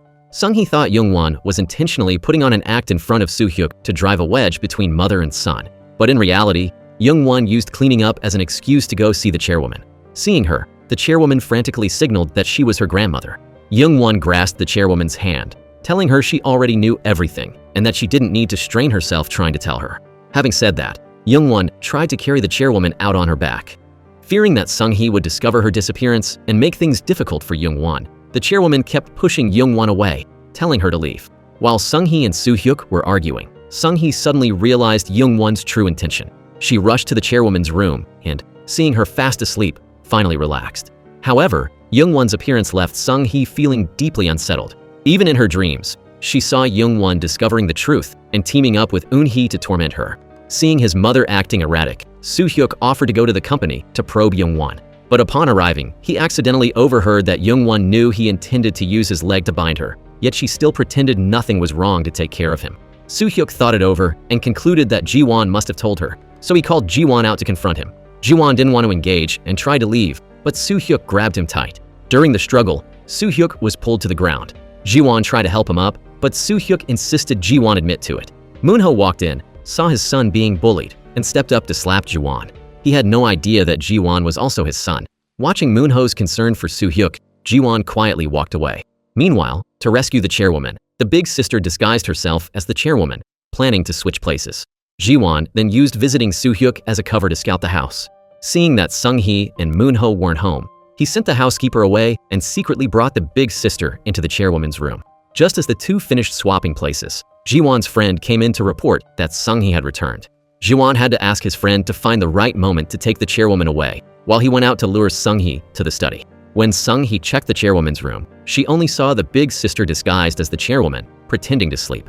Meanwhile, the real chairwoman and Young-won were embracing each other, sobbing. Taking advantage of Sung-hee being fast asleep, the big sister contacted Young-won to come to the house so they could find Eun-hee together. Just as the big sister opened the door for Young-won to start their operation, a drunk Kyungju's father barged in and started making a ruckus. Seeing the big sister, he shouted even louder, exclaiming that his sister could walk and talk. The noise woke up Sung-hee and Moon-ho. Luckily, when the two came downstairs, only Kyungju's father remained, fast asleep. After being woken up, he kept shouting about what had just happened, making Sung-hee suspicious. Uneasy, she ran to the room to check, but found nothing unusual. However, Kyungju's father's repeated claims that the chairwoman could walk and talk struck terror into the big sister's heart. After the drama, the big sister contacted Young-won, saying that acting with her was too dangerous and she should handle finding Eun-hee from now on. The next day, while sneaking into a room to search for clues, the big sister accidentally broke a picture frame. The noise attracted Soo-hyuk's attention. Luckily, Kyungju's father arrived to cause trouble, diverting Soo-hyuk's focus elsewhere. Young-won made up an excuse and ushered Soo-hyuk away. The big sister limped back to the room, seizing the opportunity. However, Kyungju's father ran to the chairwoman's room, insisting on waking her up. Young-won, afraid he would ruin everything, tried to pull him out when Sung-hee returned. Originally, Sung-hee just intended to have Young-won and Kyungju's father drag out to end the matter. But Kyungju's father was adamant about proving the chairwoman could walk. During the struggle, he accidentally pulled the big sister's blanket off, revealing the injury on her leg. Seeing this, Kyungju's father shouted that what he saw yesterday wasn't a hallucination. If she couldn't walk, why would she have an injury on her leg? This remark made the big sister grit her teeth in anger and simultaneously aroused Sung-hee's suspicion.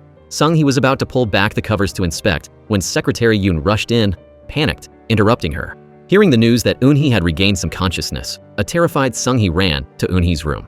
While shaking Eun-hee, she became so agitated that she fainted. Secretary Yoon took her to the study to rest and was then sent away. Whether Eun-hee's mental state had improved was uncertain, but Sung-hee's mental state seemed to have become unhinged.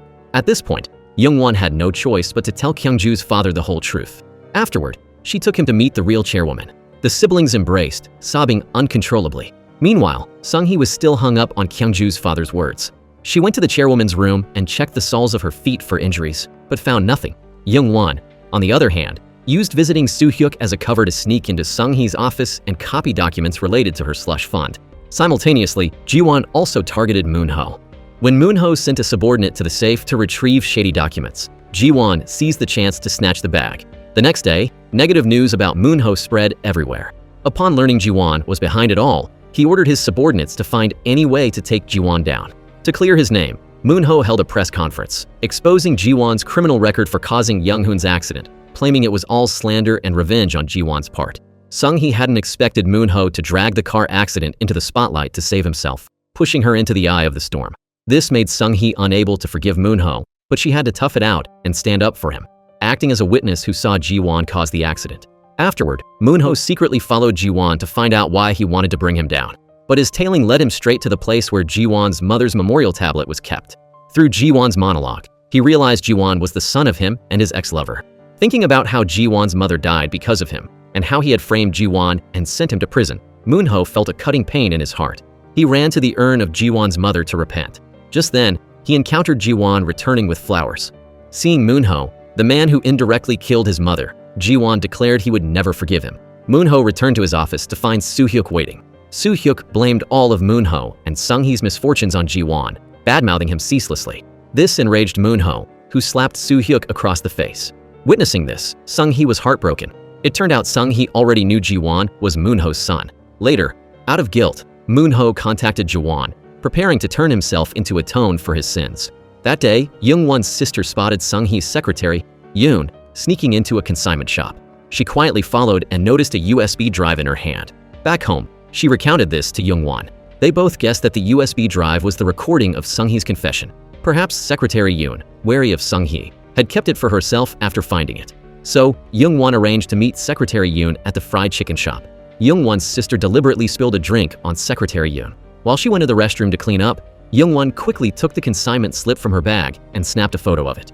Very quickly, Ji-won had a friend forge an identical consignment slip and gave it to Young-won. Young-won took the slip to the shop to retrieve the bag Secretary Yoon had deposited.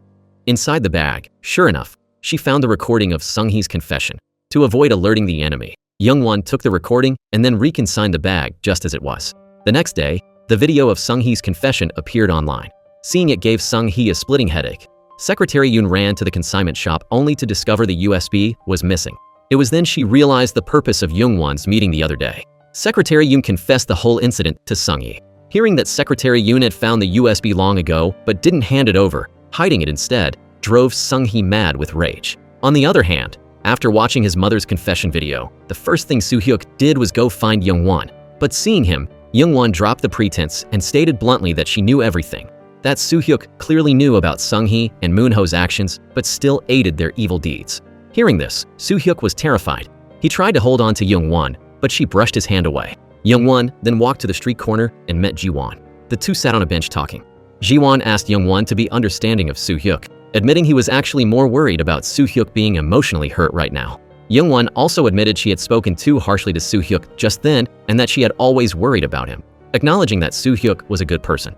Their conversation was overheard by Soo-hyuk, who was standing behind a wall. In another development, Eun-hee, hidden by Sung-hee at home, finally regained her memory. The big sister also located the basement room and pinpointed Eun-hee's position.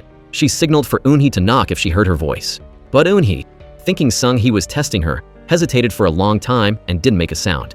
That day, Eun-hee finally got her chance. When the housekeeper brought in her meal, she shoved her aside, ran out, and locked the door from the outside. Having regained her memory, Eun-hee knew the chairwoman was her mother. The first thing she did upon escaping was go to the chairwoman's room to rescue her. Unexpectedly, Sung-hee suddenly appeared and dragged Eun-hee back. Unsure how much memory Eun-hee had recovered, she planned to send her to a mental hospital. Just like that, Eun-hee was taken away. However, when she got out of the car, Eun-hee discovered the person welcoming her was Young-won. Mother and daughter were finally reunited. It turned out Soo-hyuk's conscience had gotten the better of him. Unwilling to continue abetting evil, he had hidden his plan from Sung-hee to return Eun-hee to Young-won. Young-won then brought Eun-hee home. The chairwoman was finally reunited with the daughter she had longed for day and night for 30 years.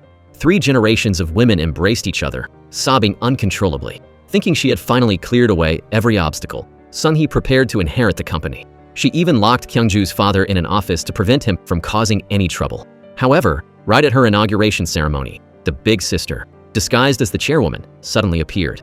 And from the other side, the real chairwoman was helped in by Young-won. The sight of 2 identical-looking women left everyone in utter shock. It turned out that all this time, thanks to the big sister switching places with her, the chairwoman was able to stay at Young-won's house and fully recover her health. The chairwoman stepped forward and announced that the company would not be handed over to Sung-hee, but instead would be run by experienced professional managers. Furthermore, shares would be distributed to the employees who had dedicated themselves to protecting the company. Hearing this, Sung-hee screamed that the company belonged to her. She ordered security to throw everyone out, but no one obeyed her commands. Just then, the large screen behind her suddenly played the recording of Sung-hee confessing to causing Young-hoon's accident. To everyone's astonishment, Sung-hee still denied it, claiming Young-won had faked the recording. But as she tried to justify herself, dashcam footage of her hitting Young-hoon appeared on the screen. It turned out Moon-ho had kept the evidence of her crime all along. Now, he wanted to atone for their sins together. Sung-hee was immediately taken away by the police, but she refused to accept it, screaming that she wouldn't end like this. After Sung-hee was taken away, Moon-ho also turned himself in. Soo-hyuk had to go abroad to treat his leg, so he went to say goodbye to his father. Ji-won, remembering Moon-ho's request to look after Soo-hyuk, decided to accompany his half-brother abroad to take care of him. Just as the two were about to board the plane, Young-won arrived. They made a promise that when Ji-won returned, they would be together. Young-won sobbed as she saw Ji-won off. Meanwhile, Sung-hee was sentenced to 10 years in prison. Unable to bear the shock, she fainted, and her mental state seemed to deteriorate. Eventually, she was sent to a convent for labor and renamed Mari. Young-won and the chairwoman went to the convent to visit her. Seeing Sung-hee, the chairwoman was heartbroken and handed her a dish she used to love. Sung-hee couldn't keep up her act anymore and ran away. Halfway there, she hugged the food the chairwoman gave her and devoured it voraciously, eating and crying at the same time. Sung-hee slumped to the ground, sobbing uncontrollably. 1 year later, Ji-won returned to the country and rushed to embrace Young-won. The two lovers finally reunited, living a full and happy life together. As for Kyungju's father, he knelt down to propose to Mi-sun, writing their own twilight romance together. Kyungju, having reformed well, became a better person and was released from prison early. That brings us to the end of the movie. Thank you for watching the entire video. See you next time.